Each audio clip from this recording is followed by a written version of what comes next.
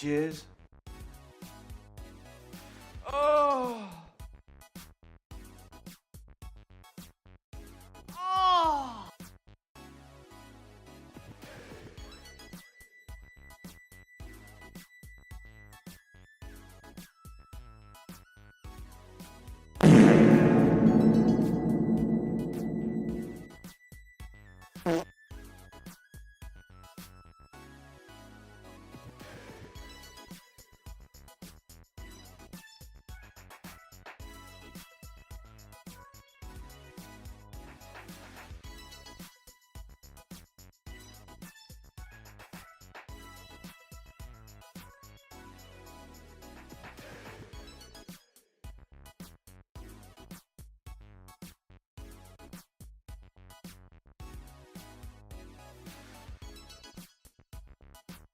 We bring the boom!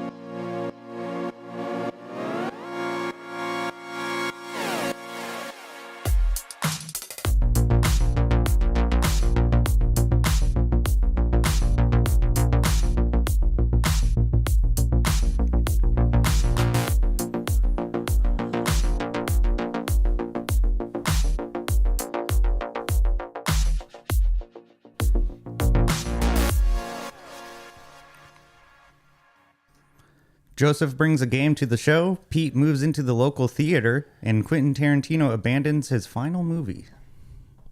Time for class. Class is in session! Roll call. Bueller. I'm gonna be late for class. Bueller. Am I hallucinating here? Just what in the hell do you think you're doing? I'm late for class. You are mine now. You belong to me. Did you study for the test? No more complaining. No more Mr. Kimblett to go to the bathroom. Nothing.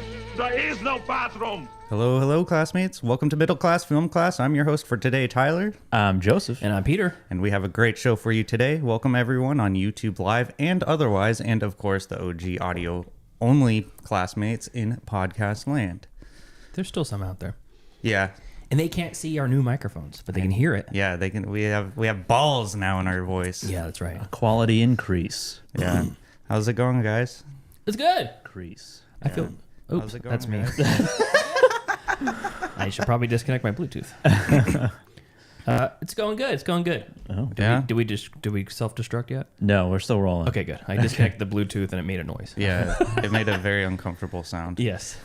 Yeah, just a little bit. I'm good. I'm good. Yeah. I had the week off from work, so I'm well rested. Yeah. I took a 3.5 hour nap in the middle of the day yesterday. It was great. Wow, It was there's nothing better than I know, a it was 3-hour great. nap. Yeah, it was awesome. I was like falling asleep watching.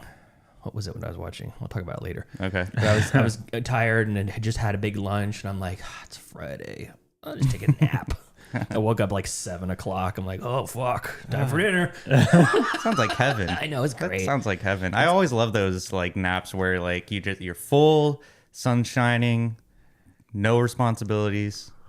Got nothing to do. Yep. I imagine that's how cats feel.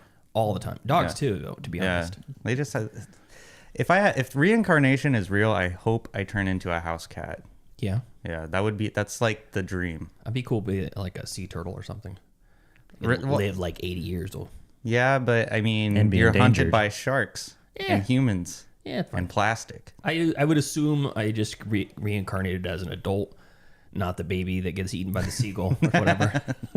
You reincarnate and you're on the beach. I'm already there. It's like Normandy. Yeah. Fuck. Ah! Yeah, there's nothing you can do about it either. Yeah, well, I mean, yeah, I think a house cat's probably the closest anyone can get to heaven. Yeah. Yeah. What about? Let me see. What else? What else lives a long time? Parrots. Parrots Yeah. live a long time. Alligators. Crocodiles. Yeah, that's true. Yeah. Lobsters. Crocodile would be Lobster. badass. Aren't lobsters like a theory that lobsters are immortal? Technically, I guess. They can just keep molting and molting. Keep growing forever. Yeah. That's what they And eels, where do they come from?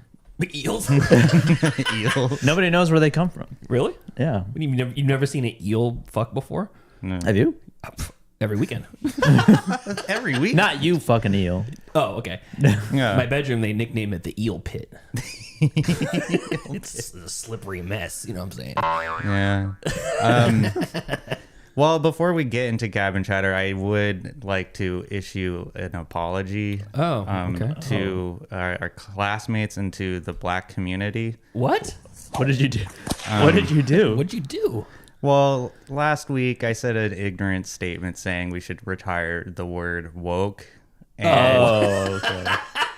you guys said that comes from the black community. Yeah. I didn't believe you. And so when I went home, I looked it up and sure as shit, it did. Okay. And I felt really bad about it. And I just wanted to clear the air. That's what you're and- apologizing for? Being not knowing the origin of a particular catchphrase? Yeah. I mean, I just felt bad for even mentioning that. So Still don't want to apologize about the Pam Anderson thing though.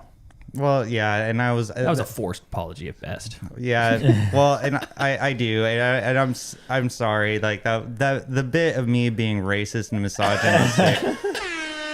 I hope everyone knows that's a bit. I'm not Great stuff. actually misogynistic or Great racist. stuff. I can be ignorant sometimes, and sometimes the jokes don't land. They can't all be home runs. Why don't So you stop talking for a I'm while? sorry, Pam Anderson. Sincerely, She's listening, by the way. yeah, I heard she was. Her and Liam. Heard they were not happy with me. So, Pam, I'm sorry. You're a beautiful woman. You can do with whatever you want to your looks. And to the black community, I apologize for my ignorance. What do you say, honey? You want to listen to the MCFC gang? With that being said, let's get into some proper Gab and chatter. All right. Feeling good. Find some charity, ye lad. Now's the time for gab and chatter. Gab and chatter, where we talk about movie news, movie discussions, and what have you. Joseph, what do you have for us today? I have no news Oh. or Gab and chatter. Oh, okay. Well, What news do you have of the new world? Nor Gab nor chatter. Other than Daniel Day-Lewis is back in cinemas. oh, yeah. That's pretty cool. Nepotism. Yeah. Yeah. A weird nepotism. I mean, I feel like that's the most appropriate type of nepotism. Yeah. Your son makes a movie, and you're like, all right, I'll come out of retirement for you, boy. Yeah. I wonder what conversation was like. Like, Dad, please. Dad, Please. you have to. I need to sell this movie. Yeah. You're like, oh, all right, sonny boy. All right, sonny boy. No, I don't have any news, but I have a game that I thought of this boy. morning. A game. It's not trivia or anything. Okay. And you guys I don't know, you may have played this game before, and I can't explain the rules because you guys have to figure them out. Oh, okay. That sounds interesting. That's part of the game. I'm scared. Okay. And if you've played this game before, I'm kind of adapting it to movies. Okay. Don't What's don't say. And All right. I don't know if it has an official name for this game. You don't know what you're talking about, do you? So, but I'm gonna start.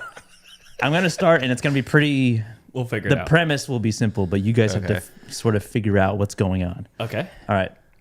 So Somehow. I'm going to a movie night, and I'm bringing Jurassic Park. Pete, what are you bringing? What am I bringing? I'm bringing Jaws. You can't bring Jaws. I can't bring Jaws? Okay. Why? Tyler, what are you bringing? To a movie night? Yes. I think I know this game. You're bringing Jurassic Park. I don't know. Could I bring? Could I bring kids? Can't bring kids.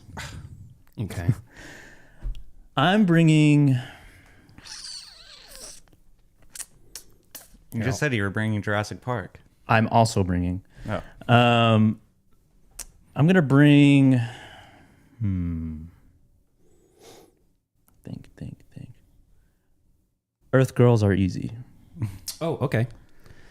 Pete, what are you gonna bring? I think I'm gonna bring to the movie night The Life Aquatic with Steve Zissou. You can bring that. Oh, okay, cool, awesome.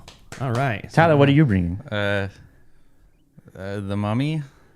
Can't No, bring you the mummy. Can't bring the mummy. Can't bring the mummy. I don't know this game. This just sounds like a hypothetical situation where we're bringing movies that are specific. So I'm gonna bring. can't you just explain the rules so I can properly play? No, because anyway, I'm bringing Thor Ragnarok. Oh, that's a good one. What are you gonna bring? You know what? I think I'm gonna bring. What's the name of that movie we covered on the show? Buckaroo Banzai Across the Ninth Dimension, or whatever it's called. I can bring that movie. Okay, you can bring that movie. Yes. Tyler, what are you gonna bring? I don't. I'm gonna trust you. Yeah. Okay, so Thor Ragnarok, Buckaroo Banzai, Banzai. Earth Girls Are Easy, and Jurassic Park.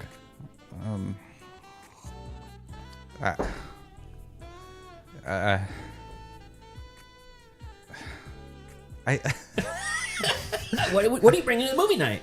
Well, I mean, can I bring The Sixth Sense?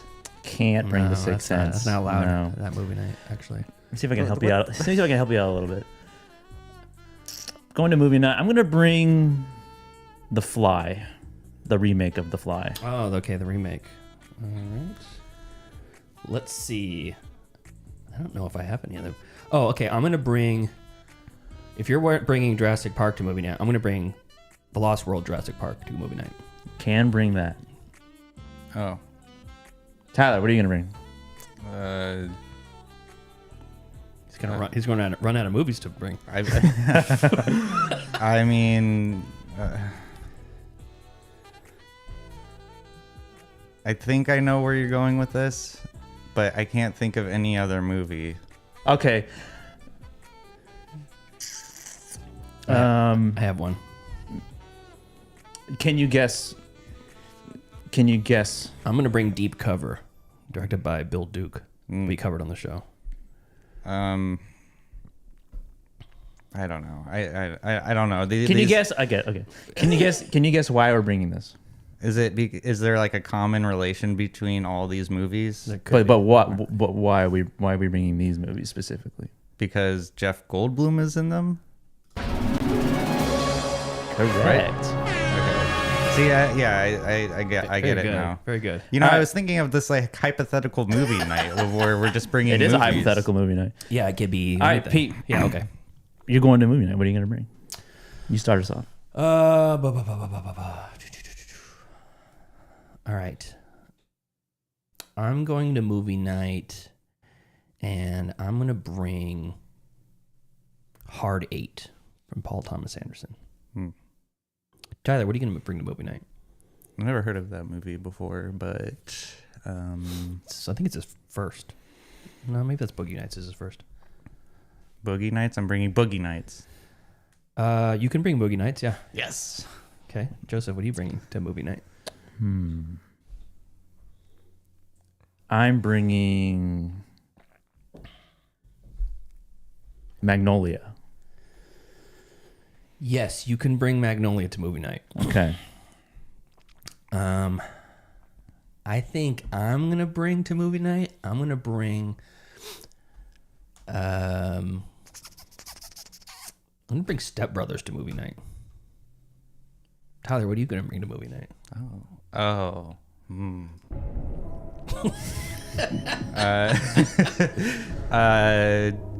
Tim and Eric's $1 billion movie. Hold on, I gotta check if you can bring that.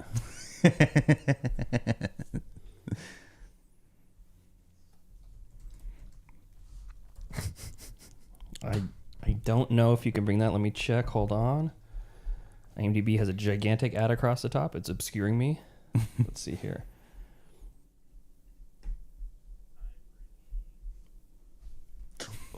Why is that playing? God damn it. Okay, let's see. You can bring, yes, you can bring that movie to movie night. Good Everyone's job. gonna love it. Good job. I actually like that movie. It's weird. But It's funny. I'm gonna bring.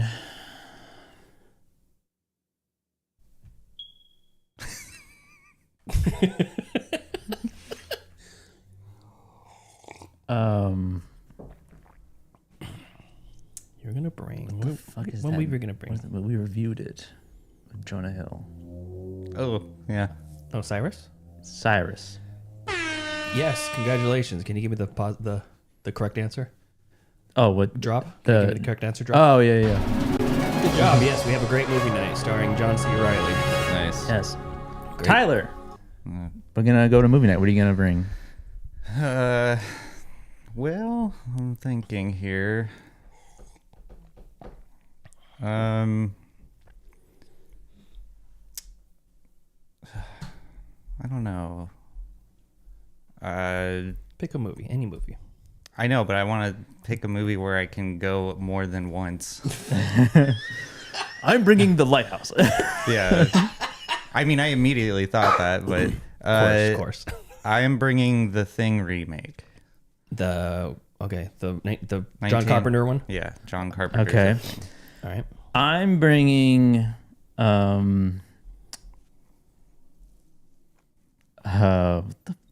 am I blanking on movie titles?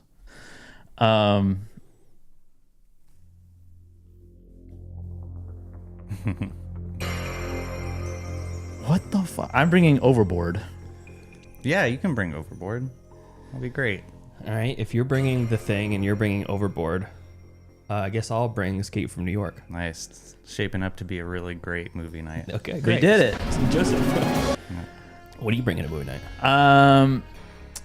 I'm bringing Fox and the Hound. Okay.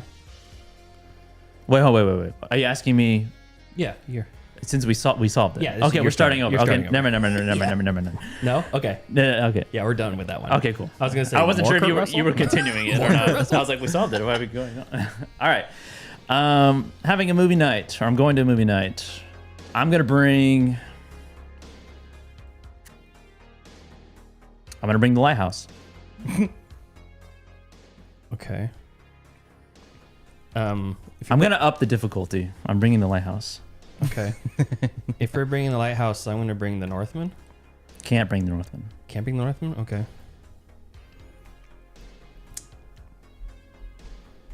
Tyler. Oh, is it me? No. Yes, Tyler. What are you gonna bring? There's only three of us. Sorry, in I the guess room. Well, I should- know, but I wasn't prompted to ask I wasn't prompted. I guess I should ask you. Tyler, what are you gonna bring?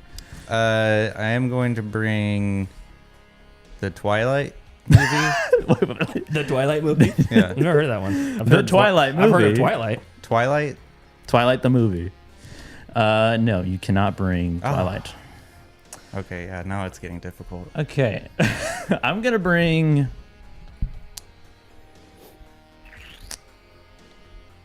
bring Lahane. Lahane.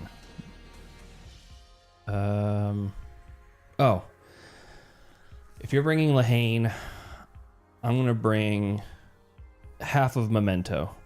No, you can't bring What? half of Memento. Okay, No. I'm bringing Frank and Weenie. You can bring Frankenweenie. Okay. Tyler, what are you gonna bring? I'm gonna bring pie. You can bring pie. All right. Very cool. All right, let's Okay. see what's next. I want to have a movie night, and I'm gonna bring Birdman or The Unexpected Virtue of Ignorance. All right. Okay. Okay, Tyler, what are you bringing? Batman. Batman? Yeah. Just Batman with the 1989 Batman. Yeah, the 1989. Tim Burton one. Yeah. No, I'm sorry, yeah, that's not allowed at this movie night. Oh. Joseph, what are you bringing? I'm bringing. I'm gonna bring 1917. 1917. I can't bring it. I already can tell you. No, you can't. You can't bring that. Sorry. Okay. Let's see. What am I on? I think I'm gonna bring Amsterdam. Amsterdam. Yeah. Uh, To movie night. So Birdman so far in Amsterdam. Oh. Hmm. I'm going to bring La La Land. La La Land. Okay, let's see if you can bring that.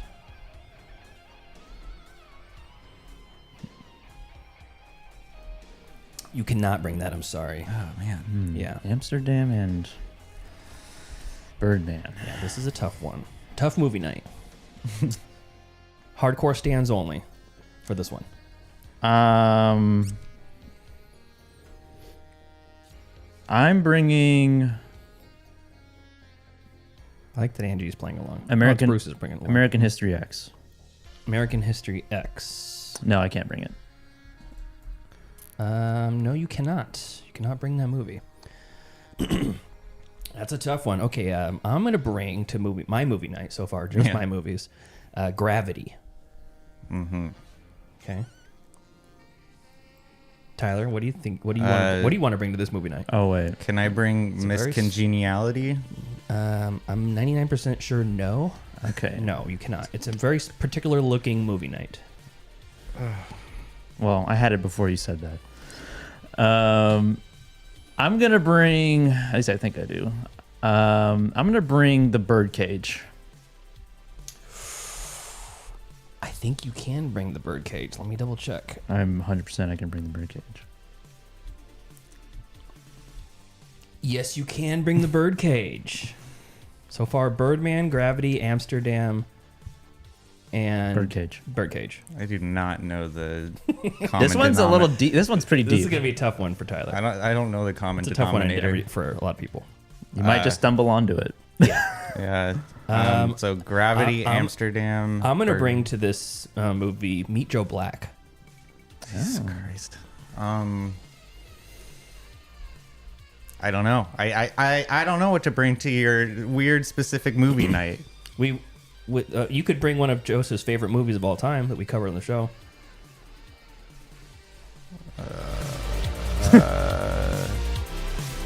His favorite movie? One of his favorite movies of all time. At one point, I know it was his favorite. I don't know if it still is. Probably up in the top 3. There's definitely 2 of them are in the top 3 Yeah. of this category. Can I bring Interstellar? No. You cannot bring Interstellar. No. Good guess though. Here, I'm gonna bring Children of Men. Children of Men is allowed. But you've already guessed that. Well, not that, but I guess we have to continue doing it. Okay, I'm gonna bring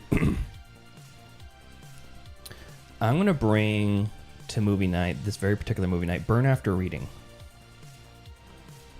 Okay. I'm going to bring Being John Malkovich.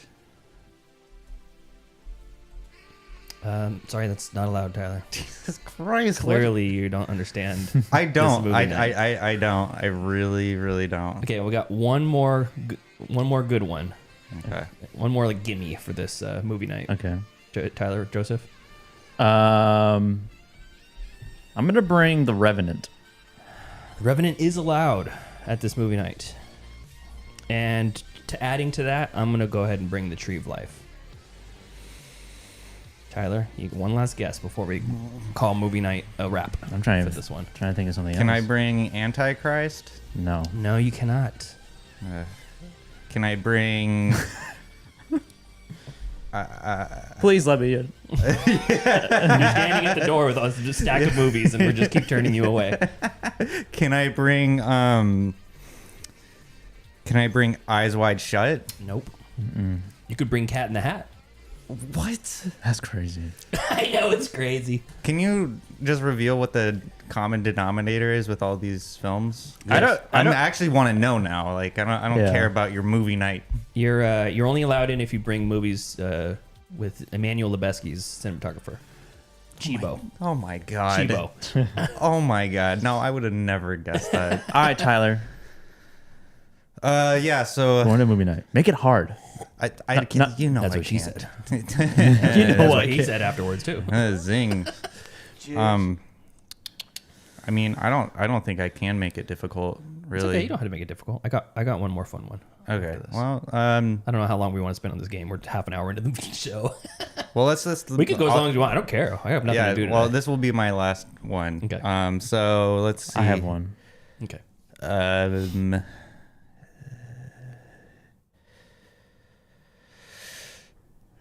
I'm hosting a movie night, and I'd like you guys to join me. Okay. And I am going to be bringing Mission Impossible. First one? Yeah, the first one. Okay. All right. I'm gonna bring Eyes Wide Shut. You can bring Eyes Wide Shut, yeah. Okay. If your guys are bringing Mission Impossible and Eyes Wide Shut, I think I'm gonna bring Minority Report. Nice. Those are great films, guys. We got it. Can you bring it? Yes. Oh, you made it even easier. I'm telling you, I'm not. Tom Cruise night, huh? Yeah. Okay. Cool. Having a movie night. Okay. Let's do kind of rapid fire if we can. Yeah. Okay. I'm bringing Total Recall. Okay. I'm gonna bring Mission to Mars. Or sorry, Ghost of Mars. Ghost of Mars. Nice. Can't bring Ghost of Mars. Fuck. Okay. I'm gonna bring Terminator. Can't bring Terminator. What? I'm gonna bring Children of Men. Children of Men.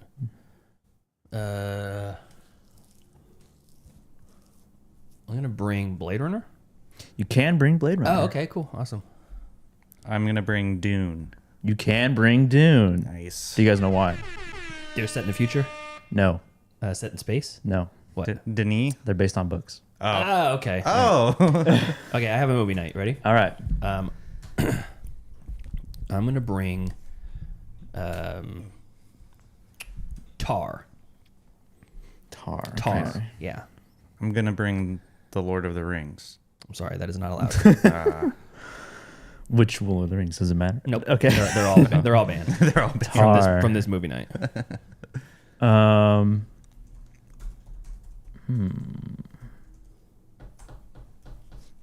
Okay. Don't overthink it.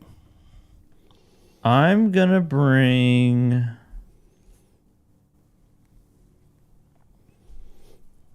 What are you gonna bring? What are you gonna bring movie night? Mr. Holland's Opus. No, that's not allowed. Okay. To my movie night, I'm gonna bring Shrek. Tyler, what are you bringing to my movie night? Bringing Tar. I'm gonna bring Sicario. Yes, that is allowed. Sicario is allowed. Nice. Good job, Tyler. Joseph, what are you bringing? Sicario, Shrek, and Tar. Let's put some theme music on. Where is it? Where is it? The leap between Sicario and Shrek.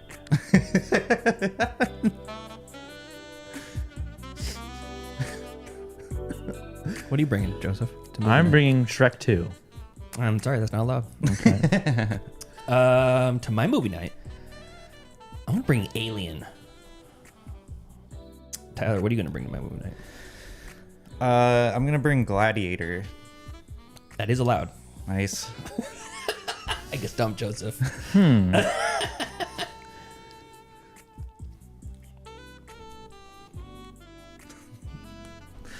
The leap between Shrek and Sicario. And Gladiator. It's not genre. It's not actor. Or it's not.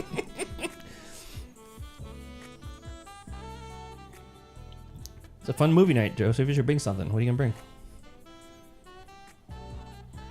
You said Tar, Shrek, Sicario, Alien, and Gladiator also. Alien, and Gladiator. Yeah.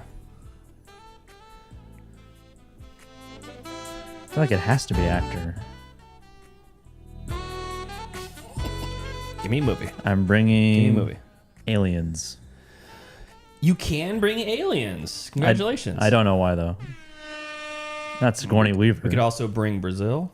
We could also bring Dune, Psycho, Jaws, Also based on books. Misery, Casablanca. One-word titles. Oh, I see. Tyler, you didn't even know why you asked. Yeah, I was just shouting out movies. Oh, okay. You got 2 in a row by guessing. That's so funny. Congratulations. I thought there was like some technical aspect to it.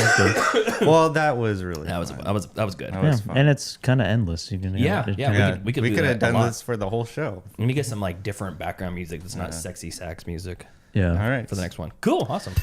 Hell yeah. Okay. Pete, do you have any movie news? Yes, my movie news is centric just around me. Okay. It is not All about me. not about the world. It's just something that I did this week since I had the week off. But before I get into that, I want to say thank you to the Patreon for basically supporting us for all these years and helping us buy these nice microphones. Yeah. I hope it sounds good. Put it in the comment in the chat or in the comments below or whatever. Send us an email. If Sounds it sounds professional. If it sounds any better or any worse or whatever. They're like, we can't tell the difference. Yeah, or if it sounds the same and it just looks. But we've been eyeballing them for a while, and it's we've basically got enough to where we can get all 3 of them.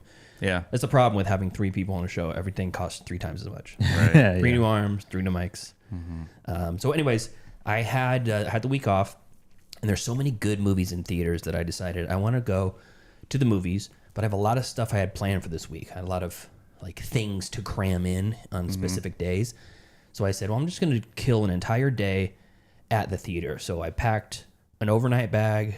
I brought a blanket. I An wore overnight bag, Yeah, really? yeah. You really did that? Yeah, I put it in the trunk of my car. Where were you gonna be overnighting? Well, I packed an overnight bag not to stay the night. Oh, okay. But because if you spend an entire day at the theater, it's almost like you're on a sleepover. You know? need your supplies. So I brought like my medicine and stuff like that, Oh, I see. inhaler and allergy medicine and heartburn medicine and stuff. I'm a sick child after all. And then I brought like a change of clothes in case it was cold in there. I brought a blanket. In case I And shit myself. Yeah, extra underwear for when I shit myself 3 times. Jesus. And a bottle of water, things like that. And I basically did dedicated. I was going to watch 4 movies in theaters. So I watched 4 in a row. And At the same theater? Same theater. Never left the theater. Okay. Actually, I went to the car one time, hit my overnight bag. I've determined that one of the screening rooms at my local Regal has something in it which triggers my asthma. Because every time I go to that theater, I feel like just a little hard to breathe. So I went to my car and got my inhaler out and took my inhaler, and then I felt fine after that. So Watching the movie Barely Breathing. Yeah. It's like, this is great. Just noticeable enough. Nothing like scary. Yeah. So I started off my day at 10 a.m. watching the Fantastic Four, First Steps. Oh. And this is the newest Marvel movie, I believe, right? Yeah. The most recent one. Yeah, the most recent one. And it's funny, it came out like the same time as Superman. So they have like the new Marvel and the new Superman, and both feel, by all accounts, I haven't seen Superman yet, different than what each of those respective franchises have been offering. And so the Fantastic Four, directed by Matt Shakman, who has done, he did the WandaVision series, he did a couple movies that I've never heard of before, and it's starring Pedro Pascal, Vanessa Kirby, Eben Moss Backrack, I don't know if that's how I'm supposed to say it, Joseph Quinn as the Fantastic Four, and then Ralph Ineson as Galactus, and Julia Garner as the Silver Surfer, a.k.a. Shalia Ball. Yeah. Paul Walter Hauser is also in it. He plays Mole Man, he's great. Natasha Lyonne for a hot second. And this is set in like a retro-futuristic 50s, kind of like the Jetsons, where it looks like a throwback to like quote unquote classic America, maybe 60s, mid-century future. Yeah, mid-century future. And like the Fantastic Four is what's his name? Reed Richards. Reed Richards. And he's like one of the world's smartest men, and they go to space to study something in space, and he brings along his wife, it becomes Sue Storm is her name, his brother-in-law, which is Johnny Storm, and his best friend, Ben Grimm, who becomes the Thing. And they all go up into space and they get gamma radiation. They come back. So there's like a quick fast forward intro to it. And then you get into the plot, which is essentially like they're living their life. They're celebrities in their own right.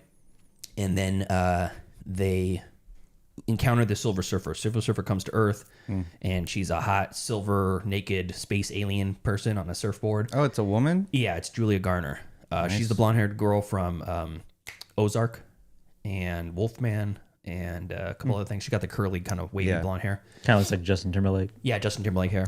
That like top ramen. And her face, too. Yeah. And everybody does great. Everybody's great in it. I think I liked The Thing. I thought he wasn't going to like be a character I really cared for because he's got so much like rock makeup on. You can't tell. Joseph Quinn is the Human Torch, and he's pretty good, and he's kind of smarmy and kind of a playboy. Yeah. And the basically very beginning of the movie, Mr. Fantastic and the Invisible Woman have a baby together. She's pregnant. They've been trying for years. They just gave up on it, and all of a sudden they have a surprise baby. Yeah. And they're excited about it.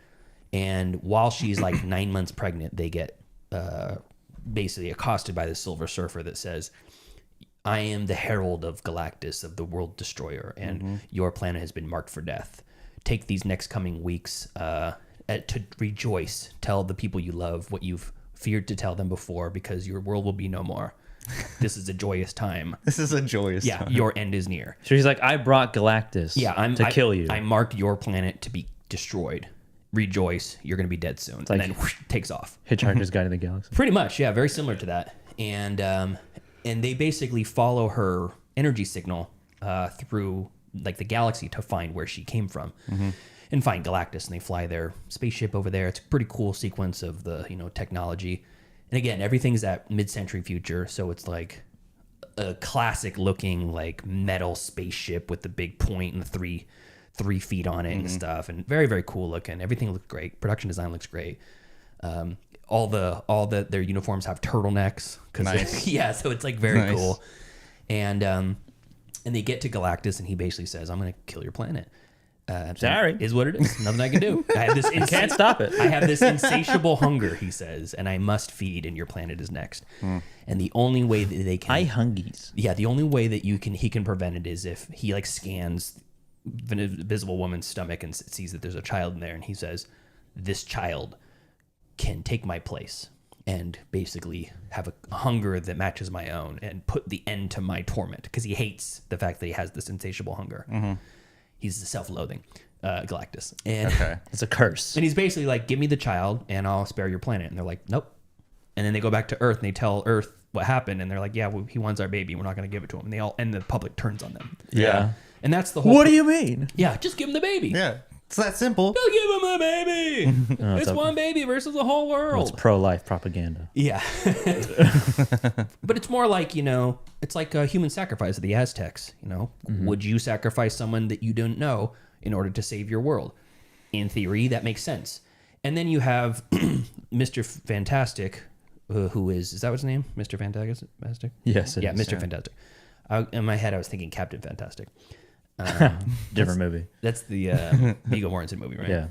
So Mr. Fantastic is like, he's a nerd, and he's trying to logic through it all. And he's like, well, maybe we should just give the baby. And obviously his wife doesn't like that. So the whole movie is basically the plot of how they're going to save the Earth from Galactus, which is essentially an unmovable, unstoppable force. And then Johnny Storm likes the alien chick because she's hot and he's a playboy. And he... Got a boner. Yeah, he got a boner when he talked to her. Got a fire boner. And I think the humor's fun in it. The graphics are not...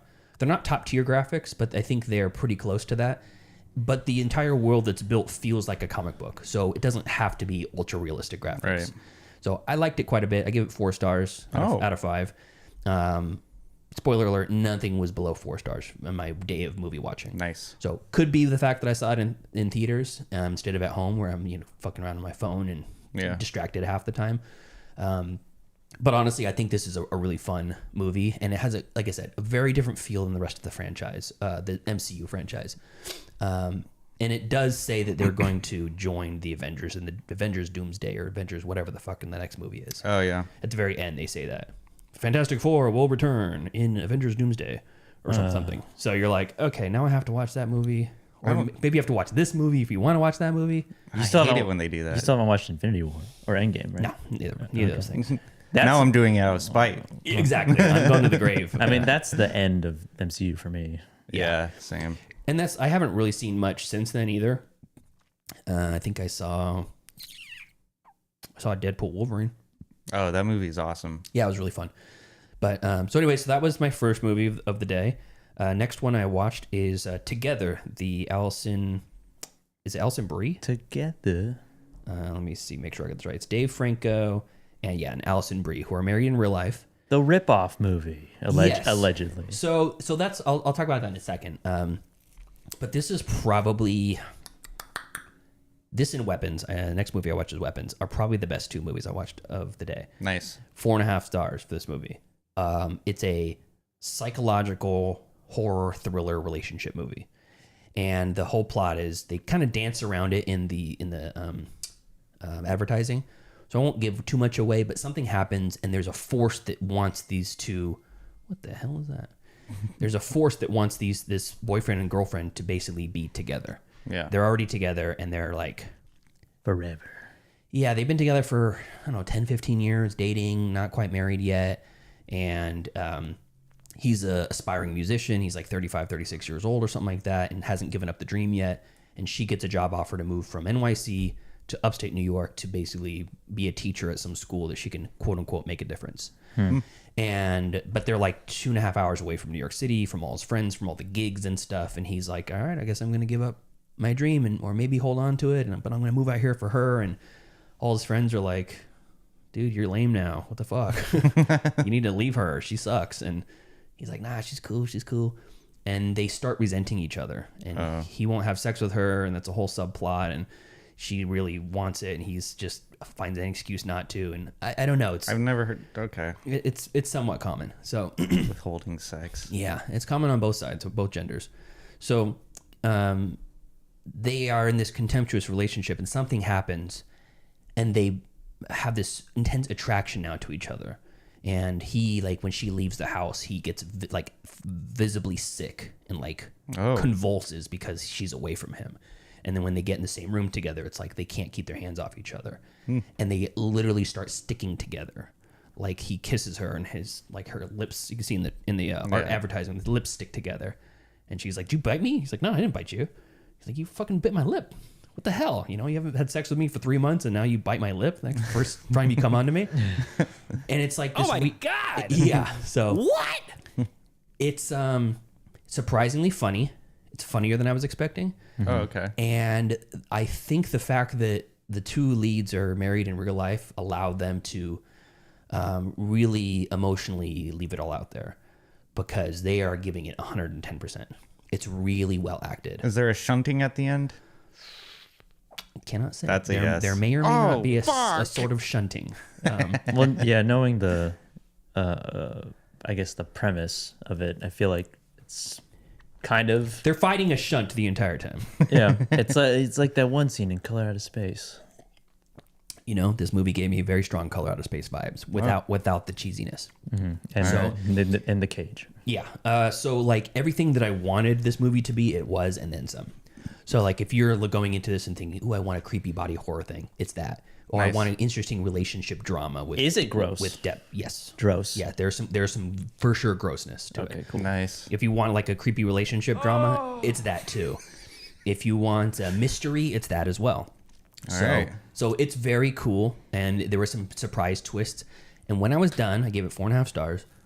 I thought, is this score going to go down because it was supposedly ripped off from another script? Dave Franco has been very vocal about it. He says, we have fucking receipts that says no fucking way was this ripped off. Yeah. Like this has been in the works for quite some time. The director, his name is Michael Shanks. He wrote and directed this movie, and he based it off of his own personal experiences, basically losing himself in a relationship. And I think anyone who's had the long-term sort of relationship before, who you feel like, oh, I'm abandoning a part of myself that I used to be because of the relationship now. Sounds like it's also about like codependency. 100% a codependent movie. Yeah. So there's so many layers to this, and it's very good. So if you want any of those aspects to the movie, you're going to get it. And it's a lot of fun. So You're gonna get it. I wasn't surprised. I was very surprised that I liked this as much as I did. So that's Together. Next up, I watched Weapons. And Joseph, I know you watch Weapons. Yes, I did. You wanna Yeah, tell me what your thoughts were? I liked it. Yeah. I had like a really fun time watching. What You already the fuck is are. it? Oh, I am okay.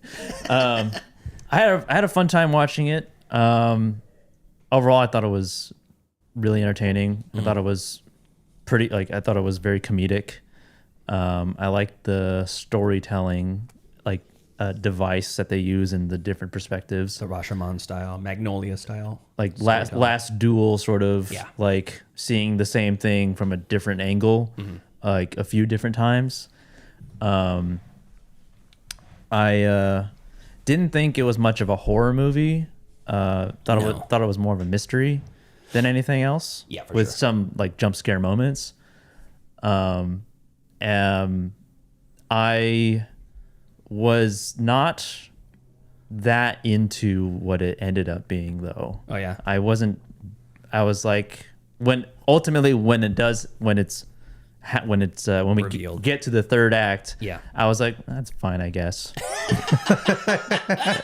Because it wasn't as like nefarious or conspiratorial, is that a word? Yeah. As I was hoping it would be. It was just like, this is happening now. Well, when it first happened, the premise of the 17 children disappearing from this like third grade class or whatever, yeah. they all leave except for one child, and they all like run off in the middle of the night. Yeah. 2:17 a.m. and they know by the security footage. I was like, well, it's got to be this in my head, and I'm like, and it was that ultimately. What I thought it was like, well, there can't be any other explanation besides this. And then there's some kind of hints behind on the chalkboard in the classroom when it shows flashbacks, and I was like, for sure. okay, maybe it's that, but how would they all get infected by that? Yeah, there's a lot of I think there's some layers to it. foreshadowing going on in the background, and I I like the fact that Zach Cregger himself, when he was writing it, didn't know what he was writing until he got like 50 pages in. Really? Yeah. That's So he interesting. was just typing on a. He got the initial like these kids go missing, and He backward engineered the ending. he's like he has like this moment happens in the story, and now I have to figure out why it happens, and so that's how he was. That's how he wrote it. That's That's kind of cool. That's a unique concept. Yeah, and what I like about his sort of his take on his own movie is because there's a one part in the movie where you're like, what the fuck is going on right now? Is it in the dream sequence? Yes. Yeah. And there's a lot of things that a lot of people will take differently from that, and he's gone to say like he doesn't even know what it means. It's whatever you want. Yeah, and there's like It had a very clear meaning to me. yeah, to you, and then to other people it means something else. So right, so like I took it as one thing, and someone else might take it as a totally different thing, and it's like the film theorists are like going crazy now because Zach Cregger has said like, yeah, I'm aware of the plot holes and I just don't care. Awesome. Well, it's like you're a high school English teacher giving like so much layers of subtext to books that you're reading. You're like, you see, the author here specifically mentioned that the curtains are blue, which is a color of clarity and new beginnings. And you're like, oh, I'm writing that down, and then later on you're like, that was bullshit, right? Yeah, sometimes they're just blue. It's just blue, yeah. Yeah. But I think that it's really hard to not see the movie as a sort of allegory for school shootings. It's like 1 minute these children are there, the next minute they're gone. There's no explanation. Yeah, there's a lot. There's that you could take that element. I mean, that's pretty obvious, I think. There's also like child abuse, like victims and stuff. Well, that plus and like, plus the whole town is trying to find reason behind it, and they don't have a reason, but there is a scapegoat that they can all point to, and it's this poor teacher played by Julia Garner. I did Julia Garner double feature. Yeah. But I really enjoyed it as well. I think I liked it probably more than you did. At first, when it finished, I was like, okay, this is pretty damn good and pretty damn entertaining and really well made. But I feel like the entire movie was built up for essentially the final scene. There's a final scene that goes on a little too long, which turns from kind of exciting and fun to very funny to me, the way that's edited. You're like, and you remind yourself that Zach Cregger is a comedian by nature. He's a sketch comedian. Oh. So he was from The Whitest Kids You Know. He did Barbarian, and then he did this one. So the thing I like about having a sophomore movie from this new filmmaker is that, you know, my only reference point is Barbarian of his work. So I'm thinking, well, is it set in the reality? Because Barbarian's pretty much a realistic movie. Like, there's no mysticism or sci-fi or fantasy or magic or anything. So you're kind of thinking that, and then you're like, well, but maybe not, you know? I can't see a world where it would be none of those things. And then when that final scene happens, I was cackling in the theaters. It was so funny. If it wasn't for the final like 20 minutes of the movie, I probably wouldn't like it as much. I was edged the whole time. Yes. And there is a release. I'm like, fucking, what is it? Well, just show me what it is. Yeah. I like the crackhead character. He was probably the highlight. He's so fun. And Zach Cregger's next movie is Resident Evil reboot, and that character is going to be the main character. Oh, he's like a delivery driver delivering something to Raccoon City after the outbreak. Yeah, you can relate. That reminded me of Tyler a little bit too. I was just gonna what? Just a little. Yeah, I like Barbarian more. I think so too. I think Barbarian's like a high 4.5, and this is a low 4.5. There's a lot of layers to unpack, I think, I walked out of the theater at like 4 though. For weapons, even though like they're like layers that are bestowed upon by the viewer themselves. And if you're invested enough, you could like it as like you could say this is a 10 out of 10 A+ movie. Sure. Yeah. Right? So anyways, that's Weapons. High recommend. It's a rewatchable movie too. It's going to be a 4K instant buy when it comes out. If it does, because a Barbarian is still not available on Blu-ray. Oh. Yeah. Frustratingly. And then finally, I watched the Naked Gun reboot with Liam Neeson, Pamela Anderson, and a Paul Walter Hauser double feature because he was Mole Man. He was also his sidekick in this. Okay. This is directed by Akiva Shriver, who plays the stepbrother in Hot Rod. He's one of the 3 of The Lonely Island. And this is really funny. This is exactly what you would want from a Naked Gun movie. It's stupid. it takes itself is the serious meter is at 0, 100%, like at the bottom. There's not once. There's so many fart jokes and poop jokes. There's a scene where they're reviewing his body cam footage for an entire day because they're trying to put a perp at the scene of the crime. And he's like, I know you were there. I'm going to see it on my body cam footage. And they watch, instead of just watching that 1 hour, they watch the whole day, and he's hammering chili dogs the whole day and complaining about how he's going to shit his pants in the car. And he's like, just fast forward. No, fast forward again. And Oh, that's funny. Hammers another chili dog, and he's like, not a second one. I ate 5 more that day. There's so many good like punchlines that just really work. There's some stuff that doesn't work too, that tries a little too hard. Yeah. Like there's a fight scene where you don't want him to kill anybody because he's like the protagonist. So instead of shooting them, he like throws the clip at him from the gun, and that didn't really work. But for every like dud, there was 10 or 15 winners. So I laughed the entire time. It was very, very fun, and good way to cap off the day. So like a 4. Most people I think are going to put this at around 3.5 stars. I put it at a 4. It reminded me very much of old Leslie Nielsen, like the highlights of the Leslie Nielsen stuff, and a little bit of like the Three Stooges. Okay. Because it just doesn't take itself seriously. A lot of like physical slapstick, and a lot of not as many sight gags as I was hoping for. I think that was one of the highlights of the old Police Squad and Naked Gun series was, visual gags. But there was some, like it'll pop up and say, 1 hour to midnight on the screen, and then someone's walking across the screen, they stumble across the letters and like trip, and the letters all fall apart. So there was some of that, but not as much as I was expecting. So yeah, that's The Naked Gun. Another high recommend. So 4 movies in theaters for me one day. I feel like I unlocked an achievement in life. I got that done. Yeah. And I almost squeezed in Superman for the 5th one, but it was going to be like an hour and a half wait between. And that's why I said no.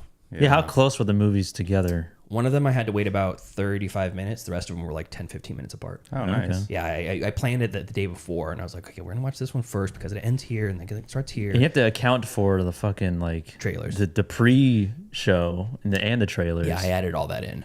Nice. And it's about like 30 minutes of bullshit. Pretty much. Before you get to the movie. I accounted for 25 minutes. Yeah. And I usually sat down as the trailers were playing. But I only bought 1 popcorn and 1 soda, and I made it last the entire day. And then Brianna came down and watched Weapons with me. Oh, nice. So she came in, I bought her a ticket, and she came in, watched it with me, and then took off. Nice. It was a weird day at the movies, so I was very comfortable. I wore slippers and socks. And Well, I mean, that's kind of like your sanctuary. I love it. Yeah. Love it. I felt like renting space there. And I have the unlimited movie pass, so I only paid $16 for the whole day because 2 of them were IMAX. You have to pay more for IMAX. Yeah. Fantastic Four and Weapons. I watched both in IMAX, and they were fantastic. Nice. Limax, really. Limax. So that's all I got. Cool. That sounds like it was a great day. It was wonderful. I don't know if I could do that, but kudos to you. It was wonderful. Completely switched off. Yeah. I really want to see Weapons. Everyone I know has seen it. I'm so glad that it's doing well, too. Yeah. All right. Well, on to me. I have a news story, and it's from Variety.com. That's kind of pretty much where we get all of our news stories is Variety.com. Speak for yourself. Or IndieWire. I think it was Variety who are actually getting rid of their movies section. What? Oh, really? Really? I thought it was Variety. Interesting. Well, if anyone knows someone there. So anyways, Quentin Tarantino scrapped The Movie Critic, which is his final film, because it was too much like Once Upon a Time in Hollywood.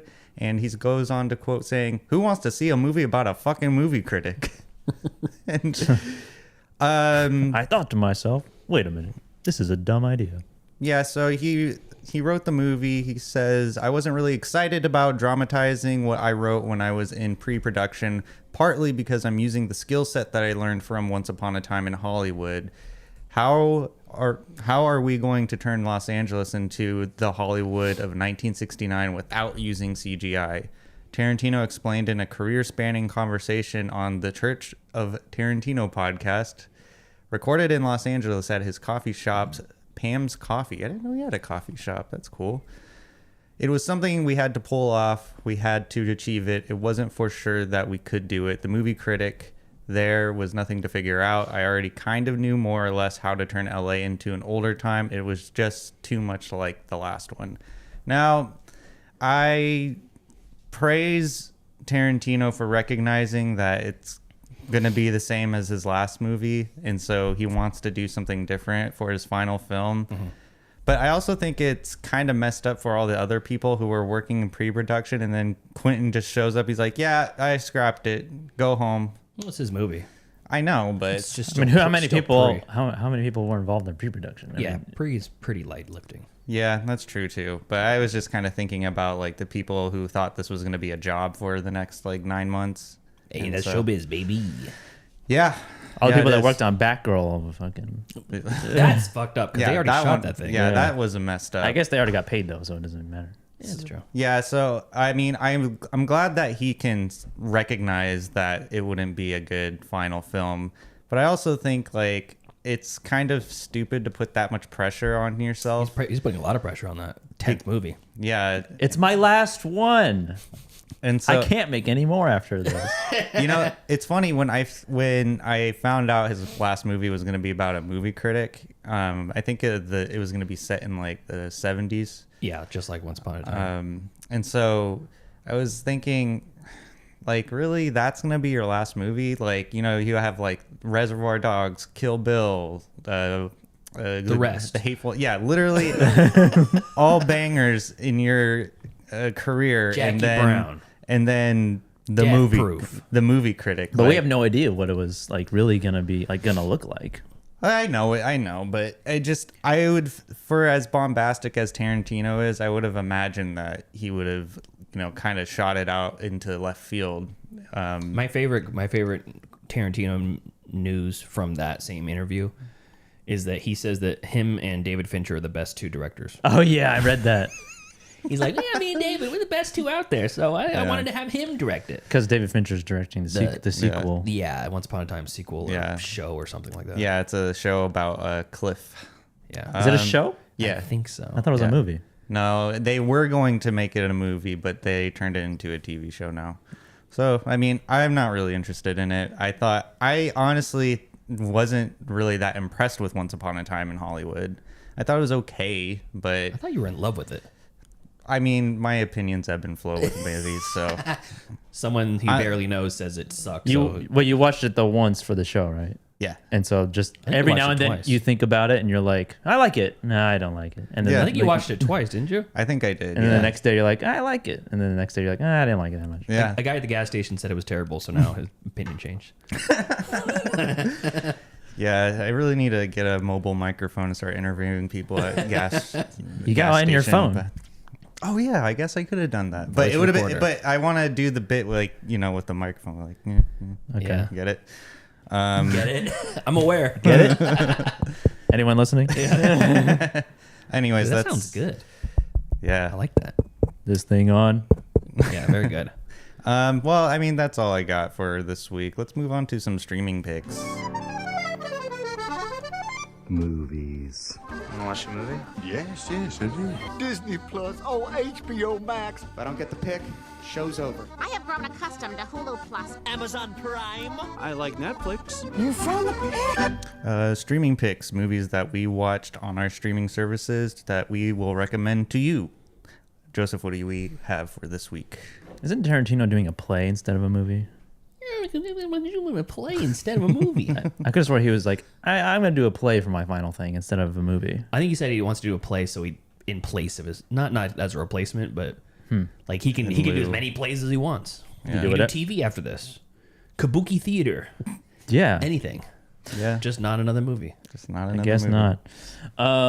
Okay. I really only have one streaming pick. Okay. The other two are Shrek 1 and 2. So, Oh, and I don't really need to talk about those.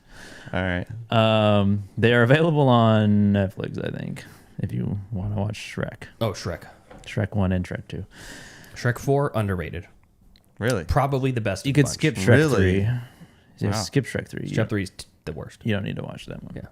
And then Okay. Shrek 5 delayed to 2027, I think. Oh yeah, I saw that. So Fucking bullshit. I guess they changed them anyway. They like did the reverse Sonic thing. They're like they look fine and they made it worse. Oh really? Yeah. So the only stream pick I have, is it even streaming? Heck, technically streaming for free anywhere right now. It's a 2025 movie. You can watch it on Shudder. This is Clown in a Cornfield. Oh yeah, that's fun. Not great, but fun. And it's exactly that. It's a not great, fun, like slasher movie where the killer is a clown, starring Will Sasso as the sheriff of this small town. Starring, yeah, he's starring in it. Because like when I watched it, I was like, he's the only person I recognize. That's Will Sasso. Will Sasso? The guy with the lemons in his mouth. This guy's leading the pack of this cast. And basically, it's a story of a father and daughter whose mom has died off screen, and they move to this town where the dad is gonna become the new local doctor, and she hates it. She's like, "You didn't even consult me if I wanted to move." She's in high school, and there's the town has like this rambunctious group of teenagers who are like pranksters. Like they film pranks, like it's just a prank bro type people. But they're kind of like mini horror movies, right? Yeah, they make it a production to kill people with a clown costume. And she joins in on their gang, and they like do like an initiation by like pranking her first, where they pretend to kill one of them, and then they're like she freaks out, and then one of them's like, "Nah, it's just a prank." Stupid, it's a prank, you freaking idiot. Exactly. It's a prank, bro. It's a prank. So like the town like doesn't trust them, and then there was this horrible accident that also happened before all of this. That was like a burned down factory or something that killed people and relatives to other people in the town, like the sheriff and the teacher. Isn't Kevin Durand also in that? And yeah, Kevin Durand is also. He was in Naked Gun too. He was good in that. And then actual murders start happening via a person in a clown outfit, and you're like, who is it? And then as things start unraveling, you're like, I see exactly where this is going. Yeah. And it's pretty predictable. You see what's going to happen coming from a pretty good distance away. But like the kills are pretty good and fun, and it's comical, and they call the clown Friendo. There's some pretty cheesy writing with that. They're like, You don't know what you're talking about, do you? That's a lot of friendos. Friendo. Yeah, it's a fun sort of like, don't think about it. You don't even have to think about it at all. Same director from Tucker and Dale and Little Evil. Oh, okay. Definitely a little bit of a step down from those. But yeah, production quality and like kills and stuff, or the practical effects are pretty good. And yeah, I mean, you can have a decent time. It's a Halloween-ish type of movie you could watch. Whatever. I think for Shudder originals, it's pretty good. Yeah. Some of their Shudder originals are pretty effy. Big stinkers sometimes. Yeah. But yeah, this one's I wouldn't call it a hidden gem. It's just hidden. It's a hidden rock of some sort. Yeah, it's a hidden fool's gold. It's like when you dig up a rock and you're like, that's a kind of nice rock. Put it off to the side. Yeah. It's like a rock that you can skip. That's a keeper. Yeah. But yeah, so that's on Shudder. Check it out. I don't know. All right. Do whatever you want. I don't care. I don't give a fuck. Okay, Pete, what do you have for us this week? Okay, I'm going to blow through some of these because I already talked about a bunch of movies I watched, but I had the whole week off, so I watched a fucking ton of movies. Just a reminder. I can only imagine. I had the week off. Just remember, I watched 2 more of the Werner Herzog movies from Werner Herzog's set. Oh, nice. Heart of Glass from 1976 and Strosjek from 1977. Both weird. Heart of Glass, apparently Werner hypnotized the entire cast. Himself? They had him hypnotized. Oh, okay. I was like, for the production, except for one character who's supposed to be like a soothsayer, like a future seer or whatever. That's so awesome. I know it's about a German town that. Why did he hypnotize them? The glass maker of the town dies, and he knows how to make this ruby glass, this deep red glass, and they feel like that's the heart of their town. And when he dies, they're all trying to figure out how to make the red glass, and they can't. Yeah. And there's a soothsayer there who's basically a bearer of bad news. and he's the only one who's not hypnotized. Everybody else is hypnotized on set. So they're giving these very like stiff performances. Some people are like look like they're in a trance, and some people are just kind of zombie walking through their scene. So not great, but interesting. Yeah, that sounds like a very interesting movie. I don't even know where you watch it. I watched it on my DVD set. Yeah. And then Strelczyk, same guy that he had The Enigma of Caspar Hauser, the character that played Caspar Hauser. The actor's name is Bruno Strelczyk. Oh, yeah. And he's basically gets out of jail and then is on the run from the law, and he finds a prostitute who he likes, and he moves to Wisconsin, from Germany to Wisconsin. And it's them setting up their life in Wisconsin. And it's also, as you can imagine, very fucking weird. All right. I wouldn't really recommend those to anybody, either one of those, but they were fun. Couple movies that are not streaming for free, but we rented. Bring Her Back. Oh, yeah. The Philippou brothers directed. It's an Australian production. It's about starring Sally Hawkins and a couple people you wouldn't recognize. And the rare villain role for Sally Hawkins. She's great. She's great as a villain. The plot is a teenage boy. He's probably 17 or so. Yeah, he's 17 because he only has to wait a few months before he can adopt his younger sister, his like stepsister. And her mom married his dad, and her mom died years ago, and his dad just dies at the beginning of the movie. And so now they get put in a foster home who's with Sally Hawkins. And there's a creepy ass kid, the kid you see from the poster and all the trailers, who's just shaved head, walking around shirtless all day. And not like a normal Australian, but just creepy, you know? Yeah. Yeah. So he's, and weird things are happening, as you can imagine. And there's an element of resurrection, and she's lost her daughter, and her daughter was blind, and the stepsister who he's trying to take care of is also blind. So you're like, oh yeah, she's gonna try to replace her daughter, and that's pretty much exactly what happens. It's like you're not there for the mystery, you're just there for the gore. Okay. Because It's also about grief. it is. I heard it was kind of a depressed fest. It's pretty depressing. I like Talk to Me a lot better than this one. There's some good stuff in it, but I don't know. I feel like this one is it disappointed me a little bit. I was looking for something intense and impactful, and I just didn't get that. I think Sally Hawkins she's great in it, but like the kids are not so great. And there's like one or two very graphic scenes that stick with you, and you're like, oh my god, they really fuck with that kid, poor child. They hypnotized him. Yeah. But yeah, it's okay. But this is it's like a $10 rental. I'd wait for it to hit streaming, to be honest. And then I watched 28 Years Later. Oh, you did watch starring it. Aaron Taylor Johnson and Rafe Fiennes and a couple of people that you may not recognize. Jodie Comer, plays the mom. And this is set, as you can imagine, 28 years after the outbreak. And this is a much broader looking movie, where 28 Days Later is like up close, very very tight on all the characters, and very kind of shaky cam. And this has more established shots and more interesting landscape shots. And there's a small village off the coast of mainland England where life is normal. They live this kind of like almost like Amish life, because there's no electricity, there's no nothing. But there's a society out there, kind of like The Last of Us, where they've established Jackson, Wyoming. And then there's a very small like land walking bridge between mainland and this little island that you can only get to at low tide. At high tide, it's covered up, so it basically keeps the zombies away.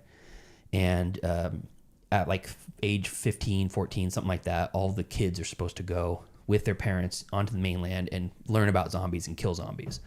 So they can know what the real world's like, and then they come back. So it's like a rite of passage. Right. It's unclear if women and men do that, boys and girls, but this young boy, he's 13, and his dad, Aaron Taylor Johnson, decides to take him across a little bit early, and they experience some new zombies, and you get to learn about the fat zombies. I can't remember what they call them, but they're like crawlers. Bloaters. Yeah, they're basically like bloaters, but just fat zombies. And then they encounter the alpha zombie. Oh. And it's a class of zombies. So it adds more to the lore to the zombies than the previous movies. And the alpha zombies are fucking packing. They're like donkey dick, swinging in the wind. That's what I've heard. Big wang dunk. Is that zombies. right? Yeah. Oh my god. They're not shy about it either. Any chance they can, that wang is swinging. It's like in the silhouette, you just see him standing there like this, and got 3 legs. Yeah, it's like a fucking tripod over there. Oh my god. Yeah, and they're smart, and they kind of It's like you know in the Lord Their of the dick Rings and brains. you know the Lord of the Rings, they had that Battle of Helm's Deep. They have that one zombie or that one Urukai. Yeah. That runs with the torch. Yeah. And he's bigger and looks different than the rest of them. It's kind of like that. It takes more shots to take him down. They're kind of like on a mission for whatever, and they don't get, so it's just a different type of zombie. Hence the name Alpha. They are alphas. They listen to Andrew Tate. Yeah, exactly. They're top Z's. Yeah.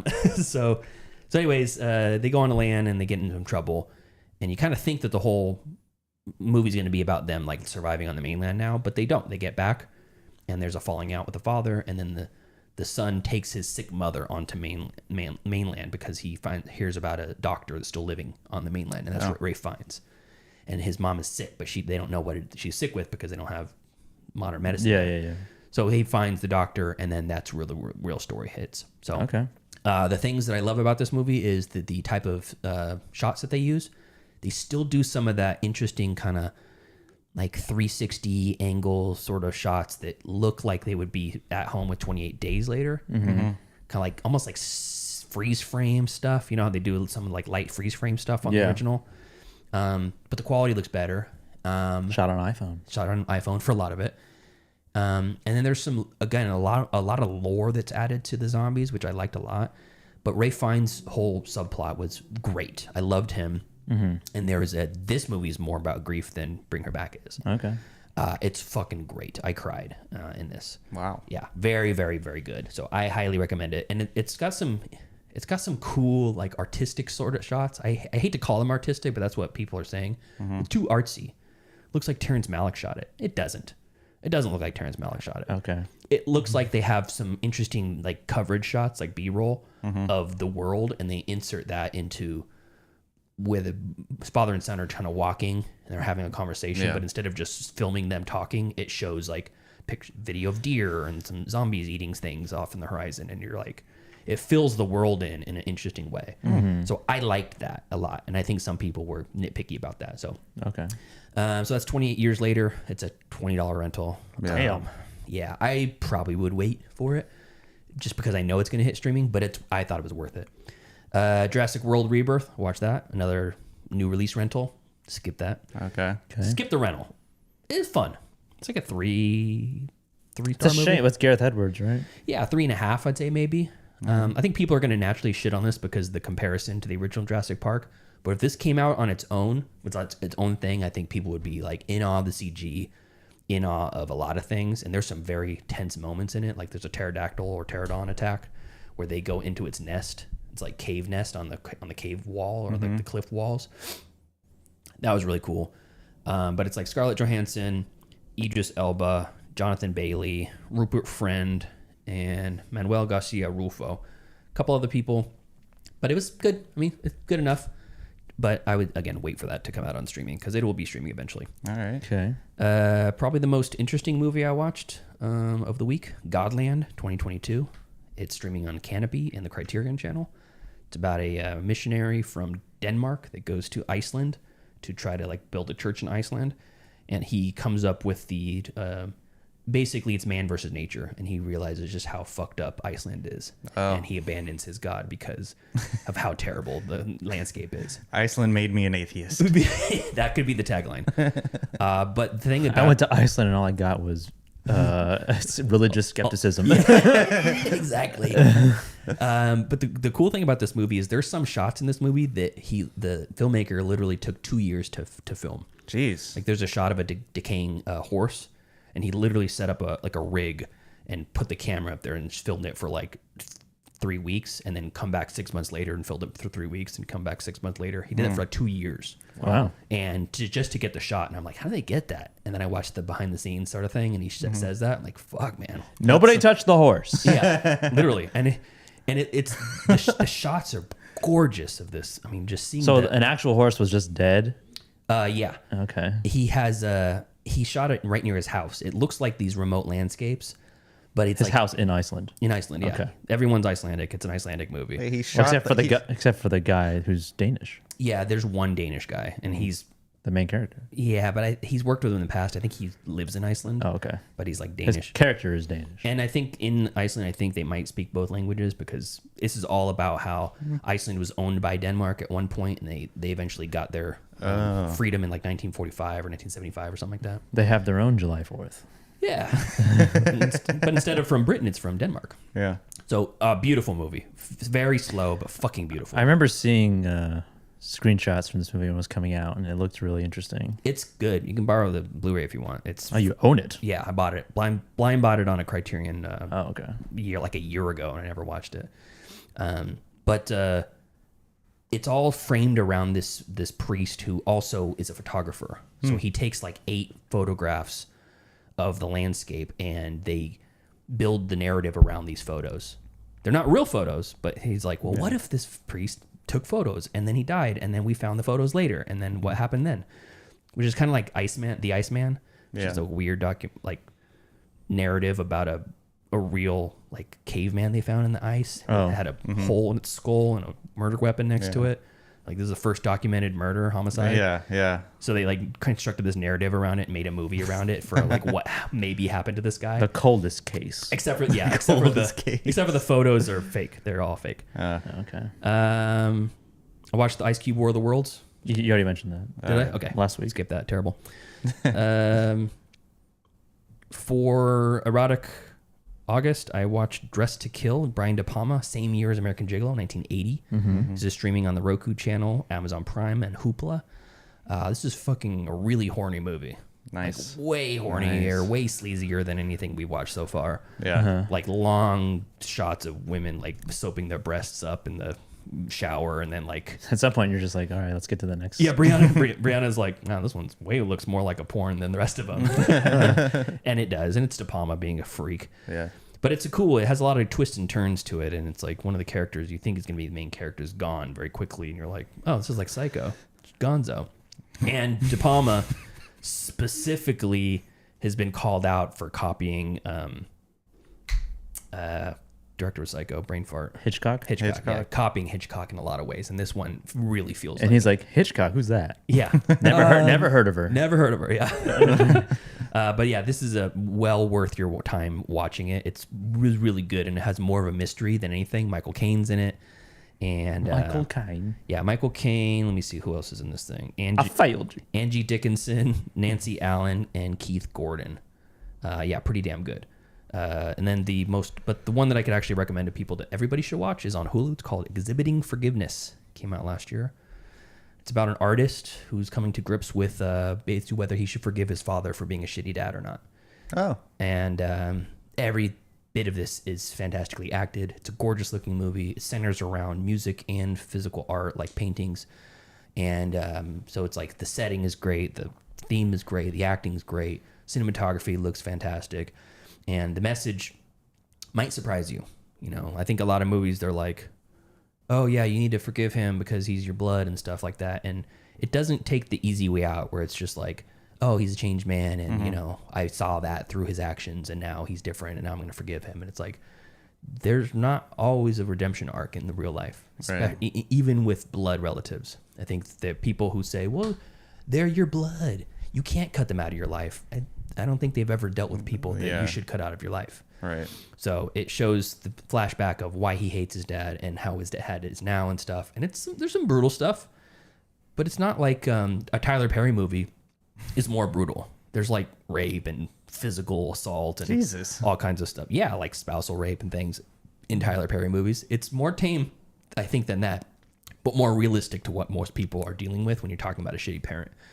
So this is on Hulu. It hit Hulu just recently. Everybody I've heard says it's great, and it is fantastic. So I would recommend everybody to watch that. Exhibiting Forgiveness. That's it. Nice. All right. I have 3 streaming picks and 1 anti-streaming pick. 4 total. For a movie. Wow. I know, right? Hold on a second. We have a drop for that. Congratulations. All right. I'm going to start off with my anti-streaming pick, streaming on Netflix. It's called Night Train. Night Train. Terrible movie.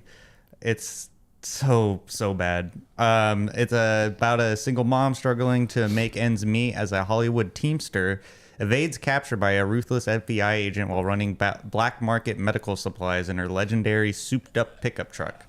So yeah, she has like this like legendary pickup truck because she's also a part of like a street racing community, and everyone knows that truck as being like the night train because she would run drugs. The truck's called the night train? Yeah. Oh, okay. And she would run drugs from like somewhere from Vegas to wherever she is now, and very terribly acted. I thought it was a joke at first, but it's really bad. It's this a newer movie. Yeah, where'd you watch this and how'd you find it? Netflix, and it was recommended to me by Angie, who's in the chat. Angie, how dare you?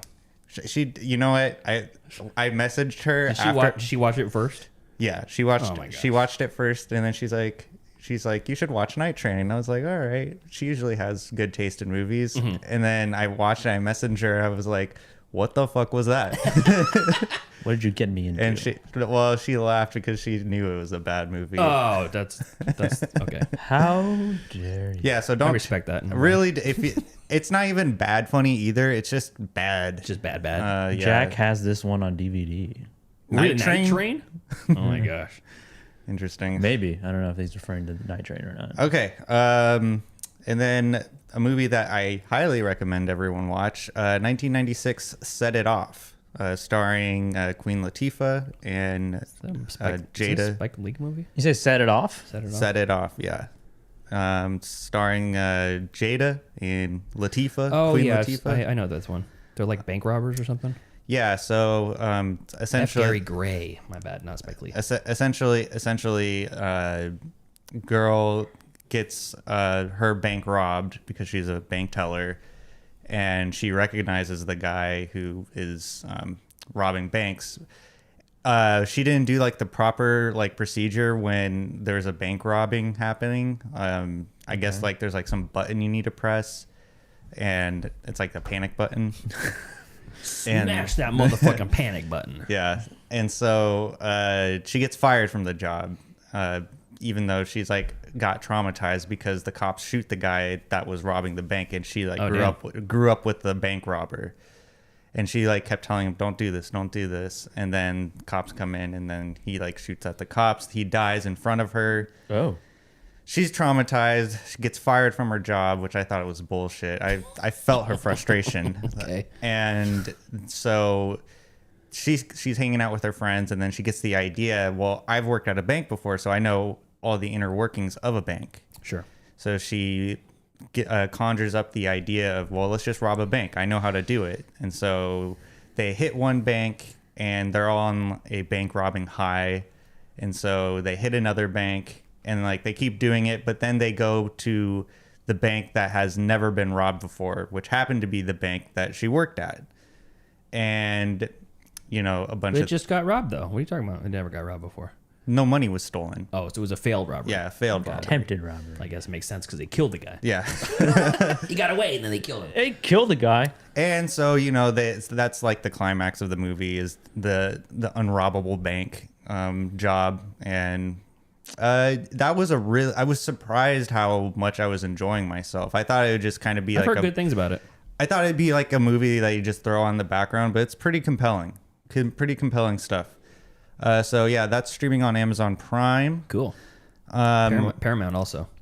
The second movie that I watched, which is streaming on Hulu, I finally caught up with Late Night with the Devil. Oh, fun.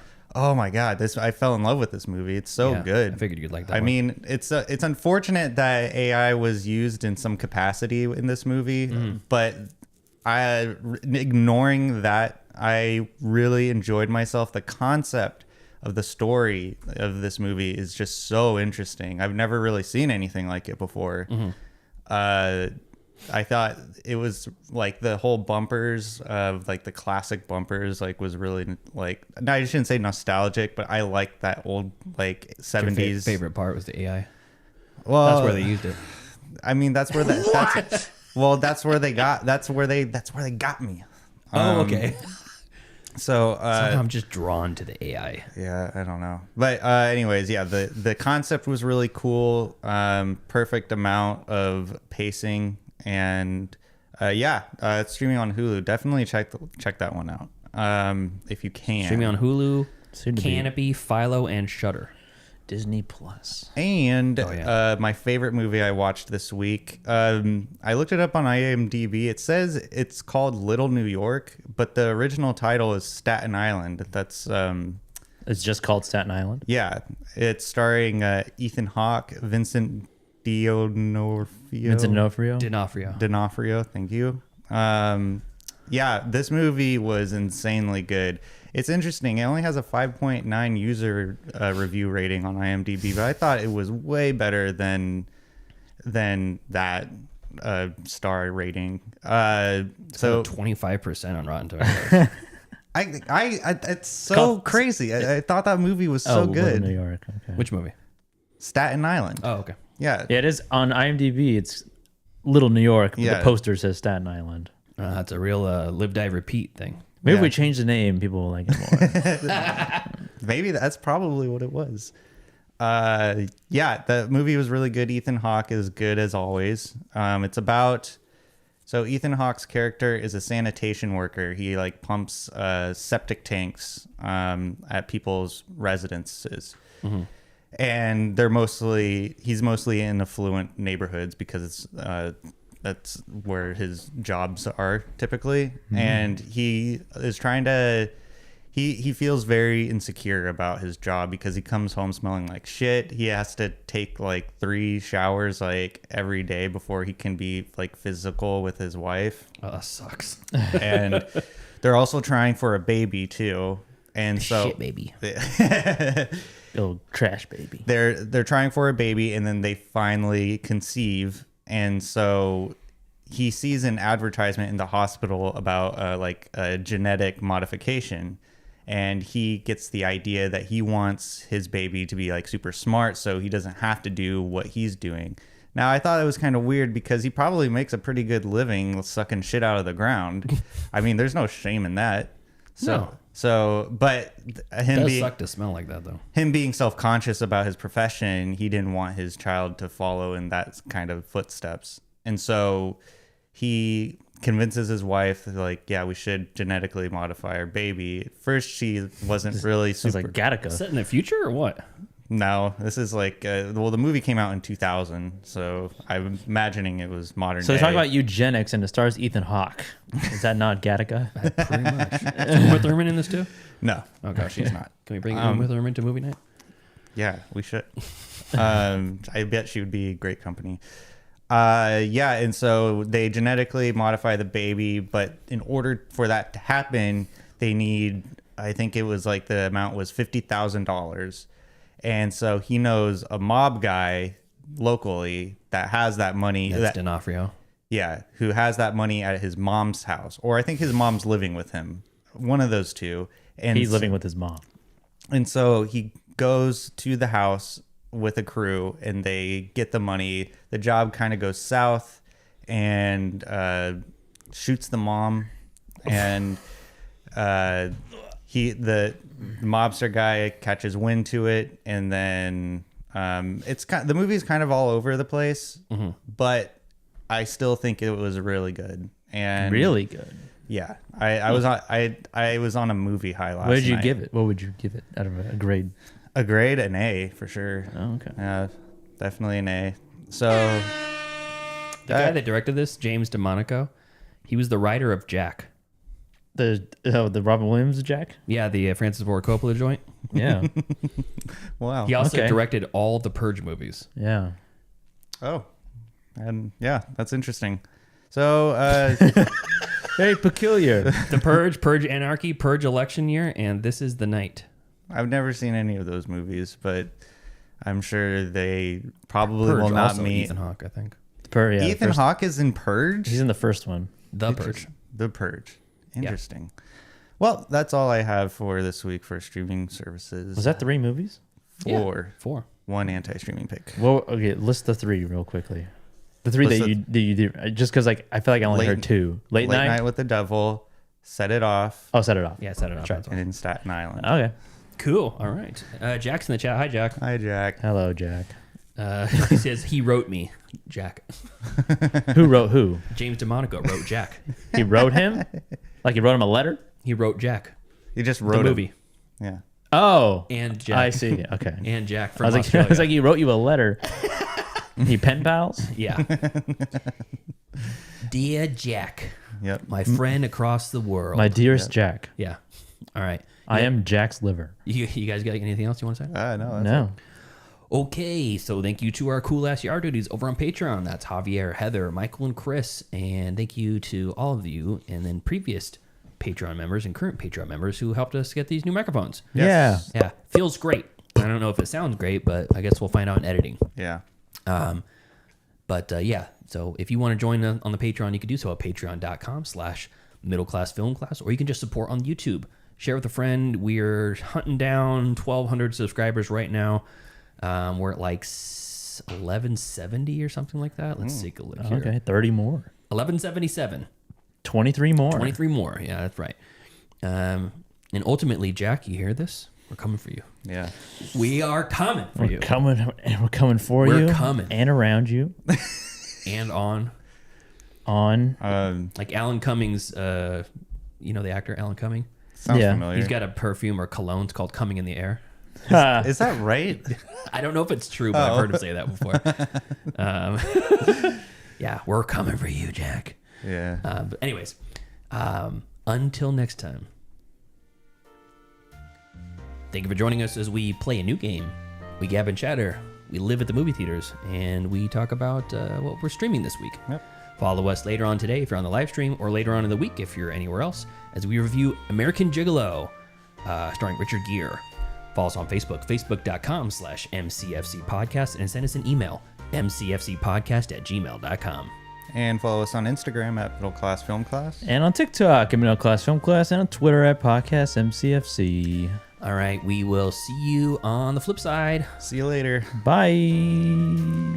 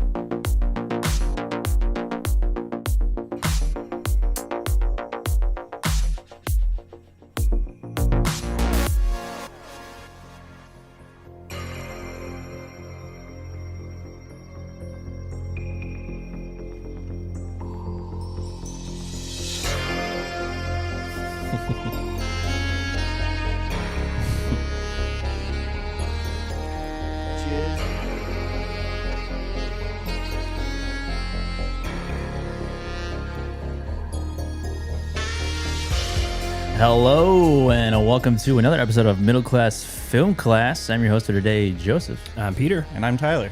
And for the third week of Erotic Thriller August, we are reviewing my movie. Your actual movie. Yeah, not to be confused with Tyler's movie. American Gigolo.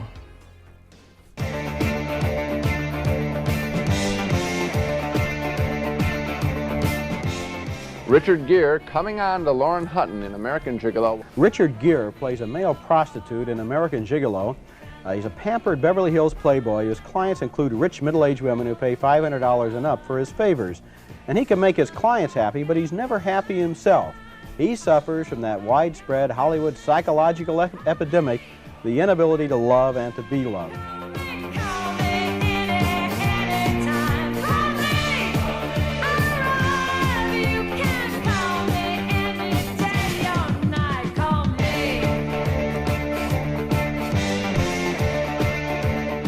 The film was made by taxi driver, writer Paul Schrader, and he has this fascination for these low-life, kind of marginal characters who creep along and work during the night, you know, don't have regular jobs, have feelings of self-doubt, and I find those people fascinating. It's very interesting. I think it's a very interesting movie. It's R-rated, it's a little raunchy, but I think because, as you point out, there's an idea there, it makes the film worthwhile.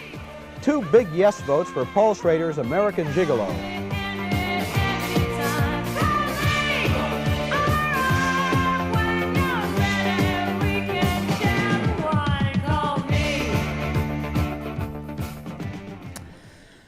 Yes, American Gigolo, as mentioned by Siskel and Ebert. This is written and directed by Paul Schrader, who is a beloved Paul Schrader man in a room himself. Famous coxman Paul Schrader. Yes, also known for writing Taxi Driver, and then more recently, The Card Counter, of The Master Gardener, of what was the one? First Reformed. Yeah.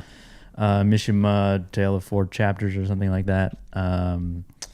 Yeah, he's got a long spanning career, and he's done a lot of interesting things, and including American Gigolo, which was released in 1980, starring a very young Richard Gere, as well as Lauren Hutton, Hector Elizondo, Bill Duke. Yeah, loved seeing him. Man, Bill Duke with hair. Pre-Predator. Pre 9/11. Nina Van Pallant in a smaller role. Brian Davies, Charles Stratton, a bunch of old actors. And this follows, I just said his name, Richard Gere's character, Julian Kay, who is a gigolo who is American. And this takes place, I believe, in Southern California. Yeah, LA. And he's a well-established male prostitute. He's top of his game. Yeah.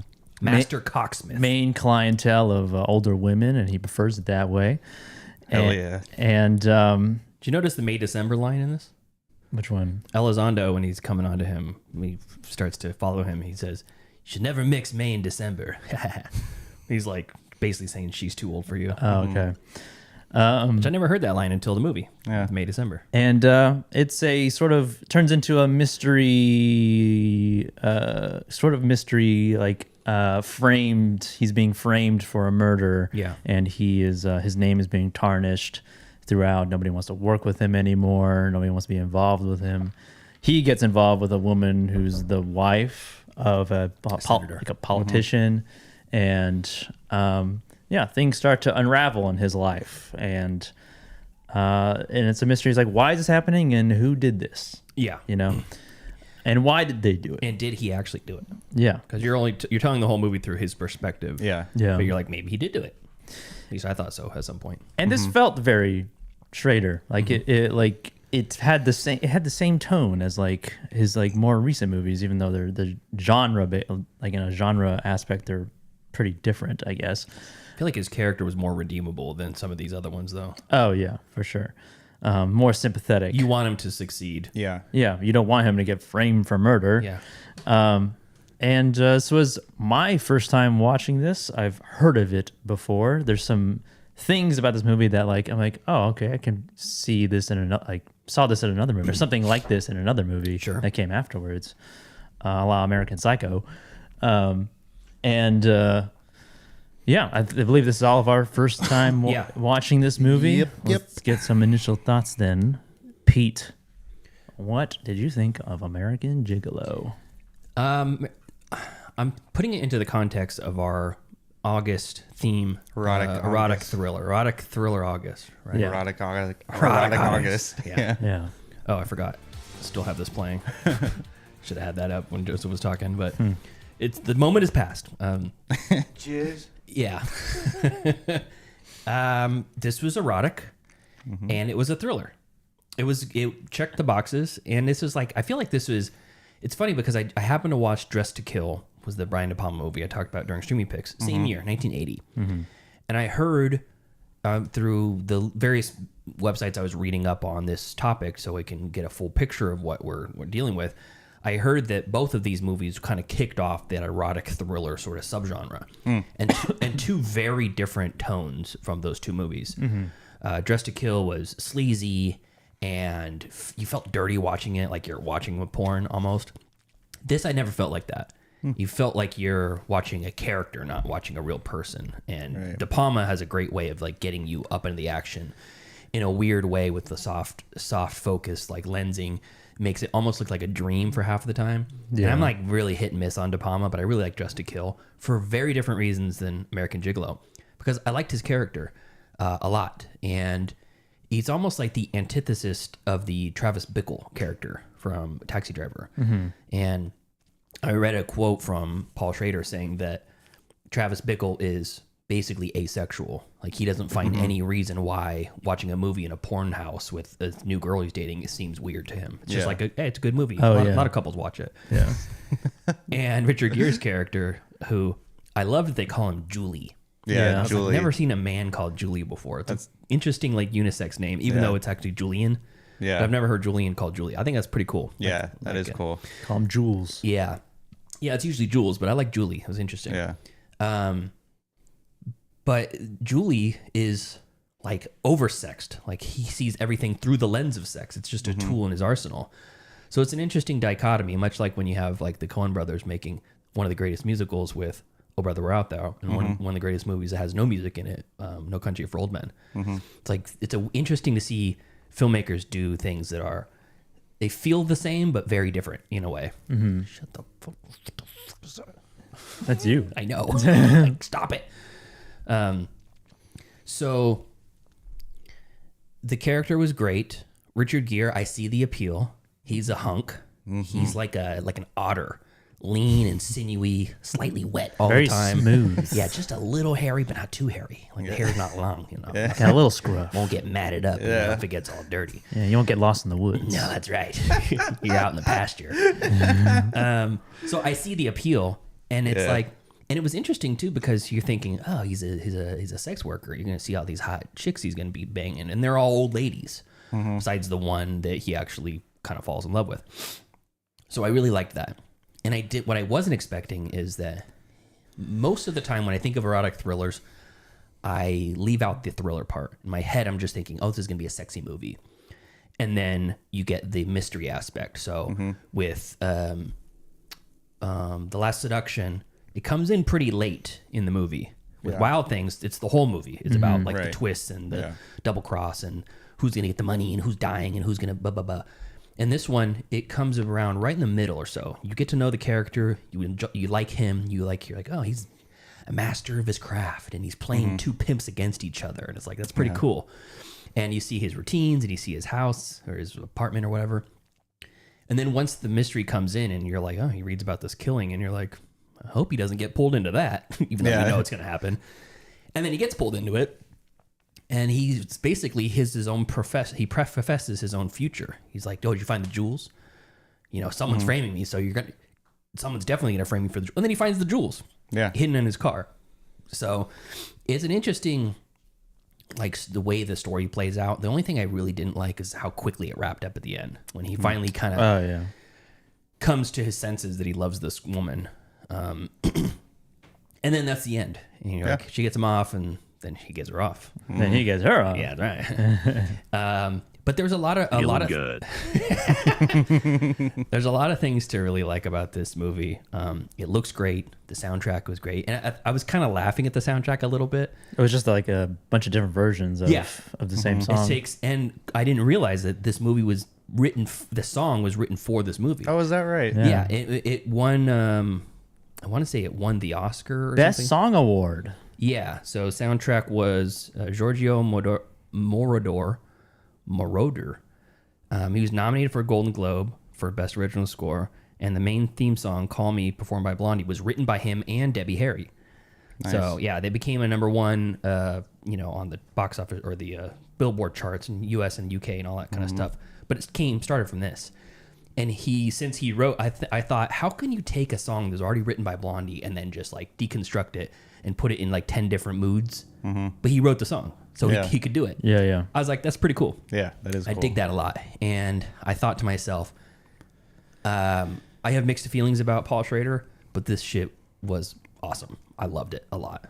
So great pick from you, Joseph. And I think it deserves to be up there with the erotic thriller pantheon of maybe the Mount Rushmore of erotic thrillers, because it was great. And a great fashion movie, too. Oh, yeah. As you're watching it, I'm like, damn, he dresses good.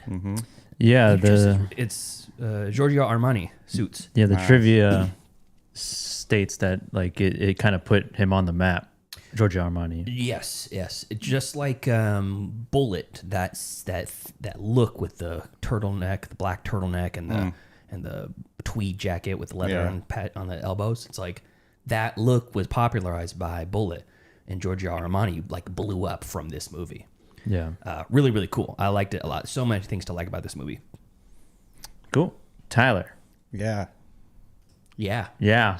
That's me.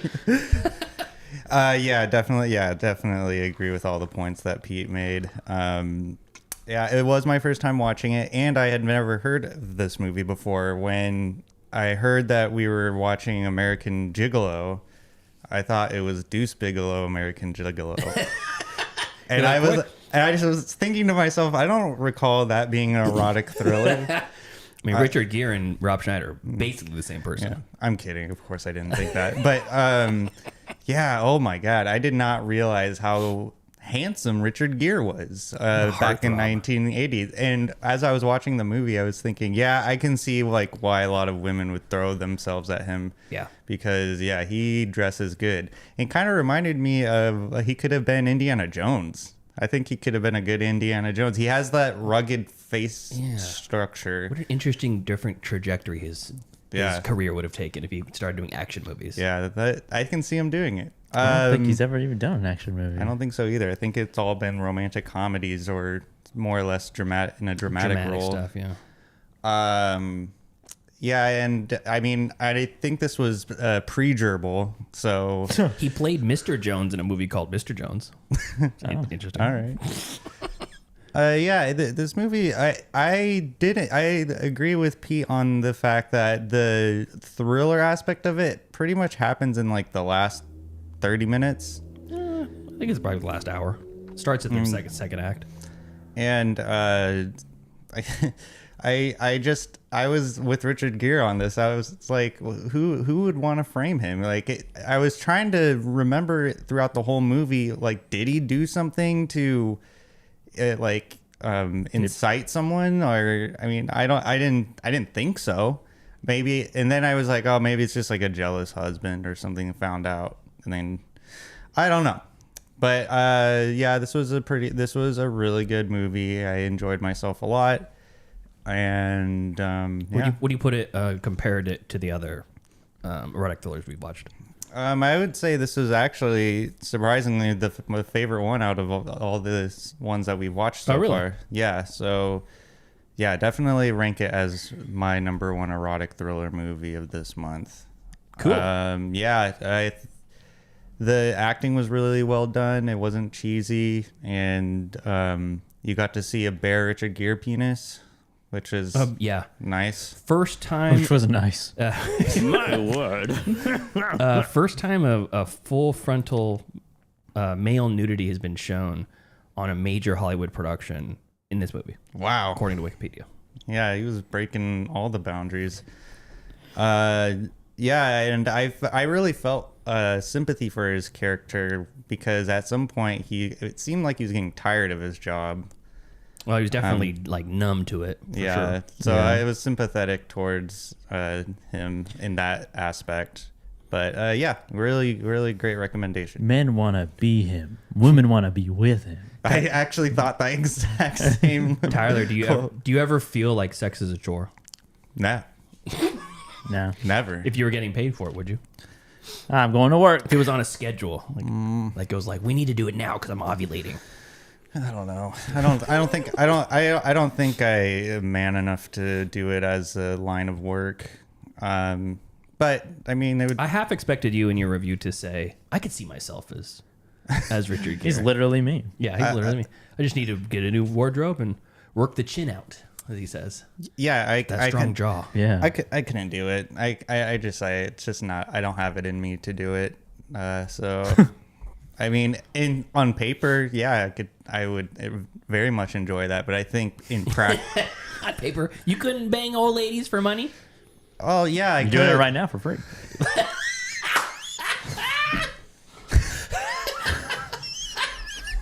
All right. You actually might be losing money. I don't even know what to say to that. But, yeah, great recommendation. Sorry, you just set it up. Very nice. Yeah, Very nice. Well, alley-oop. My first time watching this, obviously, and yeah, I liked it. I liked the style of it. I liked the sort of very stylistic 80s neon lighting it had. There was moments where it really went in hard on like the green and red and blue lighting. Like the blue light was shining through the blinds a lot, and the sharp sort of noir shadows casted on him or the wall. And it was really clean. It was really clean lines, clean and sharp lines. And in the poster, it kind of shows that as well for this movie. And then it's in the movie as well. Which is him leaning on the wall, basically. Through the blinds. Yeah. And I love the sort of weird apartment that he has. He's got one of those like sitcom apartments where it's like, it's really roomy. Really and, open. and huge. It's like a penthouse. Open floor. Got that like, got a whole ass bar like that's like rounded and an oval kitchen, and very cool. And I like the style and aesthetic of the vibe of the movie. One of the things I liked about the movie is the vibe of everything. Yeah. Because it was like, it is an 80s movie, but it felt like a movie that was made after the 80s that is trying to capture the 80s vibe, but it's happening. In fact, but it's happening live. Yeah. In 1980, in the very beginning of the 80s, so like it like set the tone for the rest of the 80s movies. Yeah, especially with the music, the sort of synthesizer and electronic music that they were starting to lean into a lot. I like the use of the song that was like transposed for different feelings and like minor versions of the same song. Yeah, and tonally, it felt like a Schrader film. It felt like it matched the vibe of his earlier and later projects that he did, having sort of a character who's not really not like you can't figure him out, but like there's something about him. He has some sort of he carries himself in a way that's just like kind of cool. Yeah, like Oscar Isaac in The Card Counter. Yeah, just has something about him that he's just like relaxed all the time. Paul Schrader's like, that's me. Yeah, I wrote this actually for me. I would like to see what a Paul Schrader like a drive would look like. Oh man, that'd be interesting. But yeah, I like the story and the mystery of everything. I don't know if like what it led up to and then the reveal. It was kind of like trying to find the motivation for it. Was just like, man, we're just almost like you were just there. Like I did it because fuck you. Yeah, exactly. And I was like trying to find a reason. Like, oh well, he didn't want to. He gave him attitude on the phone earlier. Yeah, that's what I was trying to figure out. I wrestled with this, and I even looked up like, why did Leon frame Yeah. Julian. And the only thing I could think of is that he's just pissed off that he was tricking for some other pimp. Yeah. Yeah, for the woman. He's like, yeah, you should be my boy, but you're not. You're hers. And you can't. If I can't have you, no one can. Yeah, exactly. Yeah. That makes sense. A new boy, a blonde boy. Yeah. Little blonde basket on his head. Yeah. And I like the sort of like he does it for a job, and so he like doesn't find joy in it anymore, and like he's enjoying the act of sex anymore because he does it for work. Yeah. You know. And then the sort of conversation that him and what's her name? Her character's name. It is Michelle. Michelle. They have like a sort of conversation or discussion about like how she knows that he's only like when they're having sex, it's only like in his world that he's just doing work. She says, I love being with you. I love touching you. I love spending time with you. But the second we start making love, you start to go to work. Yeah. And he's like, damn right, I'm going to work. Yeah. Yeah. Like, it's my profession, baby. Yeah. And then the ending of everything, it was like sort of a happy kind of ending, like or justified justified ending. But it was kind of like anticlimactic in a way. And I was like, oh, okay, well, I guess it's over now. Yeah, and I feel like that's a lot of Schrader movies, to be honest. Yeah, I mean, Taxi Driver has a good ending because it's like a big flourish of finale. Yeah, it's a true finale. But then, like, think of the First Reformed has kind of a big finale. First Reformed, I think First Reformed nails it. Yeah. So maybe it's only 50-50 because I don't think that the card counter really had a great. I can't remember that he fights. He like beats up the guy. Yeah, with like a torture off or something. Yeah. Competitive. The torture competition. Off. That's right. And then nothing. Then it just sort of ends. That's the end of the movie. Yeah. But yeah, I enjoyed it overall. And Call Me by Blondie plays. Yeah, I thought it was. I thought it was good. I thought it was kind of I don't want to say like ahead of its time in terms of like the story, but it felt very, I guess, unique for the time. I liked it a lot. Nice. There's a lot of interesting trivia about this because originally John Travolta was going to be playing the main character. Yeah. And he dropped out because Travolta's mom got sick. Oh. Yeah. I thought it was because he wanted Final Cut. I didn't hear that. That's what I read. Oh, really? That he dropped out because John Travolta wanted Final Cut and Paul Schrader wouldn't give it to him. I mean, that sounds like something Travolta and Schrader would do. But he kept the suits because he was fitted for the suits. Well, they did have to make new suits because Richard Gere is like 3 inches shorter than Travolta. Yeah. But according to Wikipedia, Travolta, he actually took photos and like did a whole photo spread for Variety in Giorgio Armani suits, basically announcing that he was going to be the lead, and then he dropped out of production to deal with his mother's death and his father's illness all at the same time. Then it went through a whole series of potential castings. Christopher Reeve, he said he'd turned it down. Superman.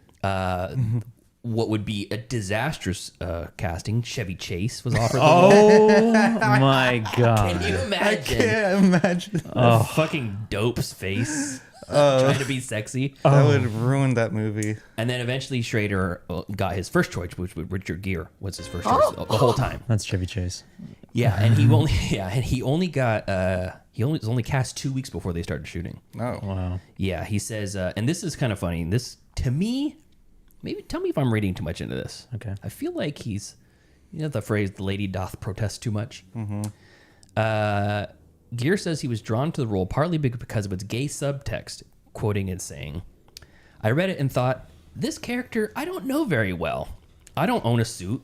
He speaks languages. I don't speak any languages. And there's kind of this gay thing flirting through it, and I just don't know the gay community at all. I don't know it. I want to immerse myself in all of that, and I had literally 2 weeks, so I just dove in."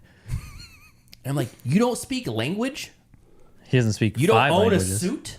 Yeah. He's like, yeah, I don't even fucking wear clothes. Gay I'm people- definitely not gay. That's for sure. Gay people. Who is that? What does that even mean? Is that like very happy? Is that what you mean by that? Yeah.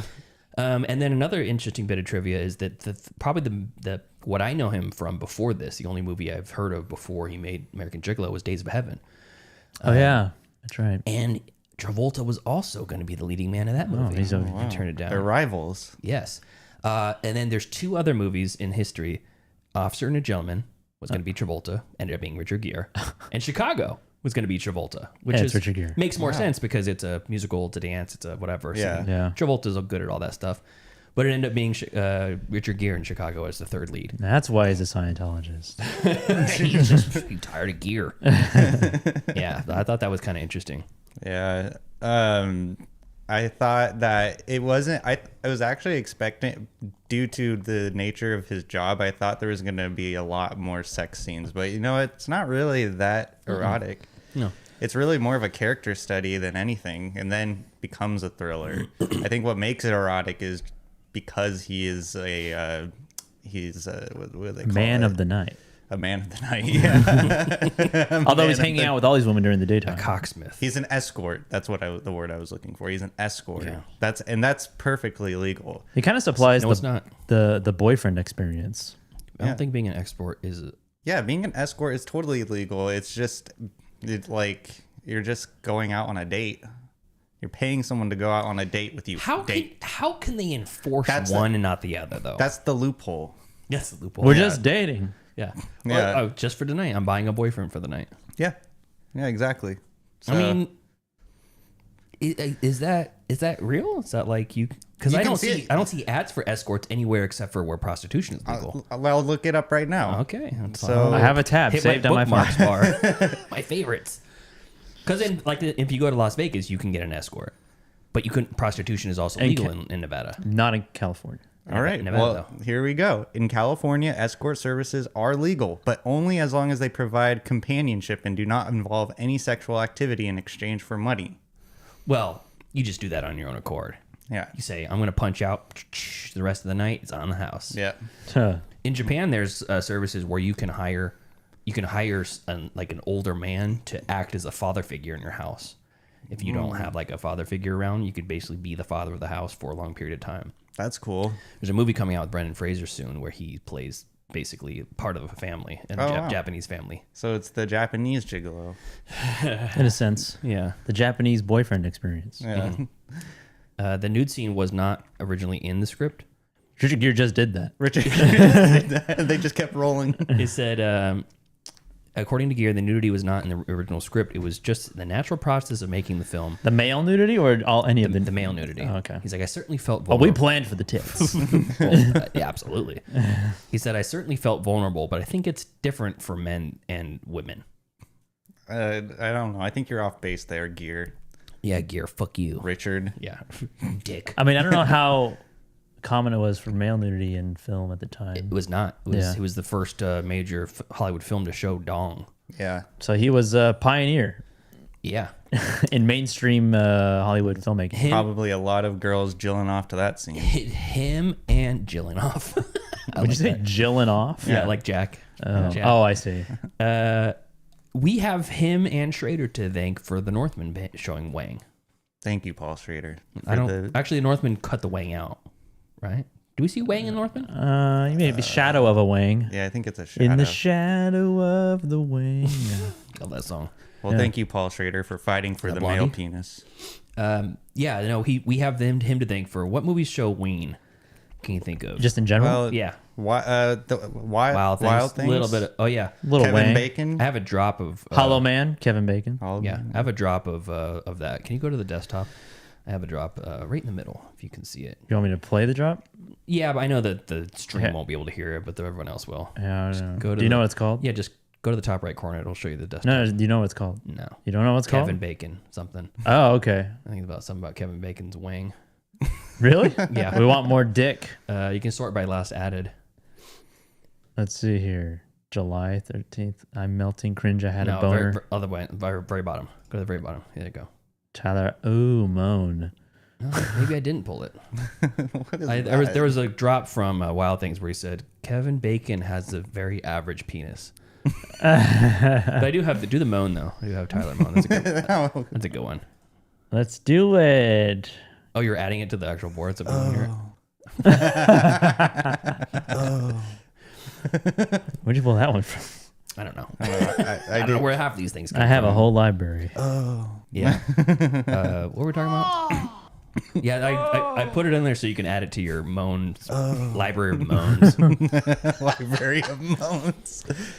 Schrader says that the 1959 movie Pickpocket by Robert Bresson is an influence on the film. The composition of the final shot pays homage to the film, as does the final dialogue. Schrader actually says he did the Criterion commentary on Pickpocket.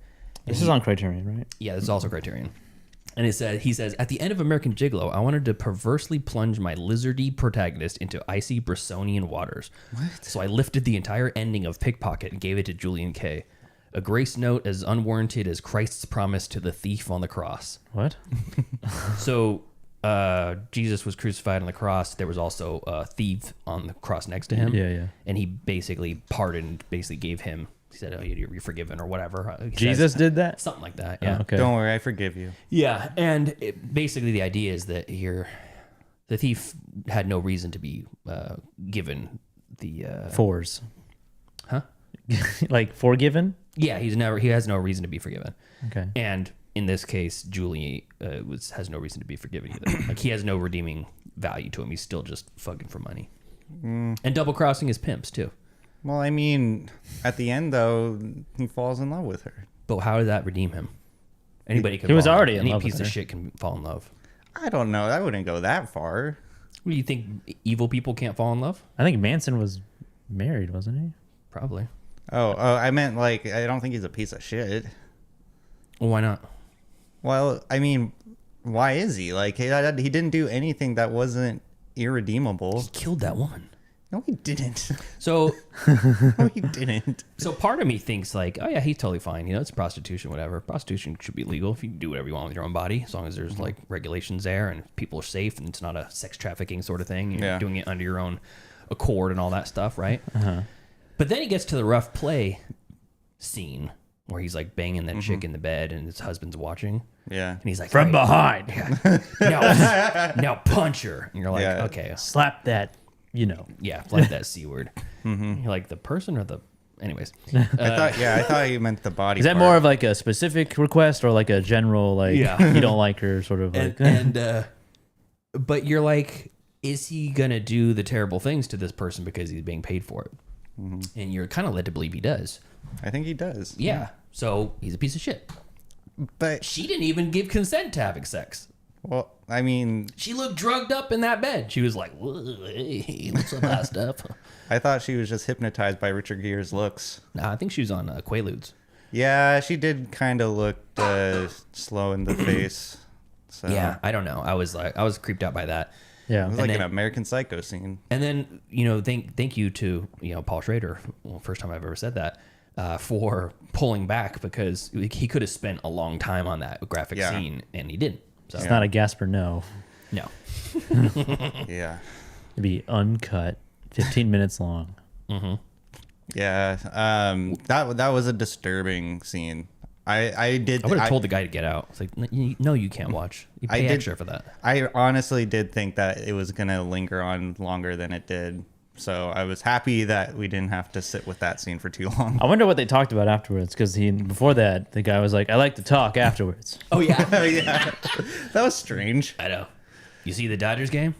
Yeah. Yeah. Like, what is it? Just general talk, or is he just like hyping him up and like, yeah, you know what? The way you slapped her, that was just a chef's kiss. You're really good at this, man. Traffic's terrible nowadays. Yeah. Consistency of your semen is really interesting. Yeah. Yeah. Is it true what they say about pineapple? Or celery. You know, this movie is like about 2 hours, and Yeah, it's about 2 hours. It didn't feel like 2 hours to me. Like when it was over, I was like, oh, it's already over. Jeez. I kind of wanted to see what would happen after he got out of the jail, or He was exonerated because she gave him an alibi. I know, but I wanted to see life afterwards, like Them together? like an epilogue of sorts. Why? They're just like walking in fields together. Yeah, hand in hand. I don't know. The question, I guess, what I think Tyler's trying to ask is, does he still fuck for money? Ooh, yeah. What does he do for a living if he's not doing that? If she's already accepted the fact that she's fallen in love with a hooker, is he allowed to still bang for money once they're yeah. together?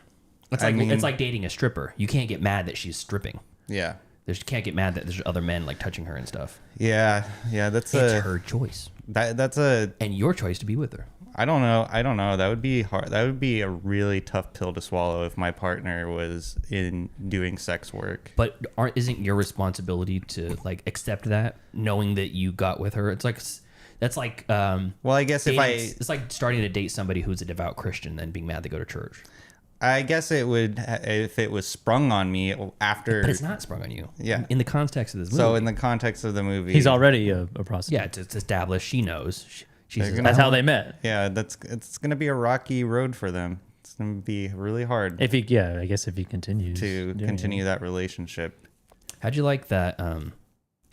I was a little not confused, but just surprised about how he approached her. Like once he's like, "Oh yeah, you're married, and I'm not gonna pursue you." Clearly, you don't know what I am. I am an American Gigolo. Yeah, I am the American Gigolo. Yeah, hashtag. And then she's like pursuing him, and he's in she's in his apartment, and she's like, "Stop embarrassing me. I just want to fuck you. How much money is it gonna take?" Basically, yeah. She's like, "I just want to know what it's like to fuck you. I just want to know." Yeah. And he's like, "I don't know. We're not gonna do that." And she's like, "Don't embarrass me." Yeah. Like, why was he so resistant to just taking her money? Because he was probably trying to play like the avoiding act. Play hard to get. Put the hook in tighter. Yeah.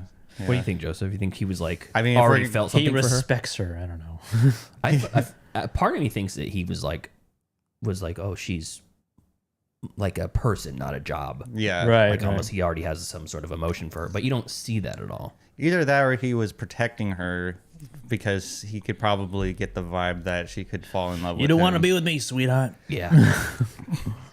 I don't know. At least that's what I got from it, was that he was trying to be like distancing himself from her because he knew like once he I'm a bad boy. I'm on the streets, okay? I'm an outsider. Yeah. You'll laugh. You'll cry. Might get a hard on. I certainly did. Yeah. Box office for this, the budget was about $5 million, and it made $22.5 million. Wow. Damn. Pretty damn good. I think the Schrader guy's going places. He's got a weird career ahead of him. Yeah. Let's see what Taxi Driver did. That was only a couple years before. I can't imagine Taxi Driver doing any better. Let's see here. Taxi Driver. Budget was less, and total worldwide $28 million. It actually did pretty good. Wow. Yeah. What's the movie you guys think of when you think of Richard Gere? First movie. Unfaithful. Unfaithful, really? Or Hachi. Hachi? He's in Hachi? Yeah. Oh, okay. He's the guy. He's the Hachi. He's Hachi, yeah. Pretty Woman would be mine. I think either Pretty Woman or Days of Heaven, but I'm going to think about this now. Yeah, I think this has changed me. I'm a changed man. It's changed me. Unfaithful, another sort of erotic thriller. Mm-hmm. Let's see. Other movies. I now want to watch Pickpocket, because if the vibe of that movie, if this movie was pulled off of that, I kind of want to watch it. The vibe of it or the ending? I thought it was the ending. ending. Everything. Oh, okay. It says it was basically the whole vibe, and then I lifted the ending almost directly. Interesting. Okay. Yeah. Robert Bresson. Okay. Any other scenes that stuck out to you guys? When he pushes Bill Duke off the balcony, and then immediately regrets it. I was like, why he's going on the balcony? Doesn't he think he can push And he's him like off holding him. He's like, don't fall. Yeah. He's holding him by his feet. His boots. Yeah, he kind of falls comically because his boots just... Yeah. But that ultimately was his saving grace, though. Because a neighbor saw him trying to save him. She didn't see him push. I guess, it did look like he was saving him. Pushed. He rage baited him big time. I was gonna say that scene stuck out to me too, and it made me laugh because it is almost comical how he's holding him by his feet and then he falls. He has the one boot. Mm-hmm. Yeah, I think he deserved it. I mean, that guy was framing him for murder. So he's like, you're going to frame me for murder? Well, I'm just going to murder you. I'll actually do it now. Yeah. I kind of wish there was a little bit more of the like the gay underworld added into it. Yeah, it's kind of hinted at. The gay underworld. Yeah, because as soon as he goes into the club, you don't know it's like a gay nightclub or whatever, but he's walking down the hallway. I'm like, this is going to be like a Mr. Fister or something. It's going to be like... Mr. Fister. Yeah. And he goes in there and it's just an empty room with like a bunch of leather daddies dancing around. You know what's funny about that scene is that their dancing of their feet on the ground was louder than the music. Yeah. I didn't notice that. Yeah, they didn't. They got some big boots on. They do. That's for sure. Yeah. I thought Richard Gere was really good in this movie. Maybe you want to watch Cruisin'. Cruisin'. Yeah. That came up on my erotic thriller list, but I think it's more of like a dark thriller. Oh, okay. Do you know anything about that one? No, I don't know anything. It's Al Pacino, and he's a detective trying to infiltrate like the gay underworld, and he like goes to like a ton of like gay sex nightclubs to try to find a killer that like basically hangs out in those groups and is killing the gays. I guess so. I don't know. Let's see, but I want to say it's William Friedkin directed it. And it apparently is very graphic. Very graphic. Violent or just nudity? Sexual. Both. Oh, okay. So I mean, how can you go wrong with Friedkin and Al Pacino? Yeah. And gays. Gay stuff. Yeah. The male gays. Male gays. Well, I mean, anything else? Anybody has anything to say? I mean, no. It's a solid movie. No, I really like it. All right, let's throw some grades on this thing. Okay. Pete. Ooh, easy A. Yeah, it's an A. Not quite an A plus. Definitely not an A minus. But yeah, high in my. It's one of the best movies I watched in the last week. Yeah, I agree. Definitely a solid A. Yeah. All right, A's all around. All right, baby. It's a AAA movie. You know, we should get a list of all the movies that are AAAs and then release that list on social media. Go ahead. Yeah. Do it. You can do it. I'll have to re-listen to every single episode. Just the end. That's true. But every single episode, though. And only half of them because Gab and Chatters don't have them. Yeah. True. I'll get working on that. All right, that's it for American Gigolo. What's next? So next up, we have the Patreon pick. I'm gonna put a poll out tonight, or I guess maybe immediately after this. What erotic thriller will we be watching for next weekend? It's up to you, listeners, or Patreon members. Yeah, Patreon members. And it's we've had The Last Seduction, Wild Things, American Gigolo, and there's dozens of others that would fit the bill. So I'll probably put up like the top 50 Rolling Stones ones, and just because that was a pretty good list, I think. Yeah. What the fuck do we know? Nice. I mean, I put a post out on Twitter to say, hey, anybody who considers themselves an erotic thriller expert, chime in. I'd like to have a guest on the show who can actually talk at length about it. I have friends that are pre-code, are going to come on and talk about pre-code movies because I don't know shit about that. Yeah. But so far, no bites. Oh. No one's confident. Well, It's kind of a interesting genre to be an expert in. Yeah, when I told my chiropractor what our topic was for the month, he laughed. As he's rubbing you. Yeah. Erotic thrillers. He says, really? he's like, now don't move. Yeah, exactly.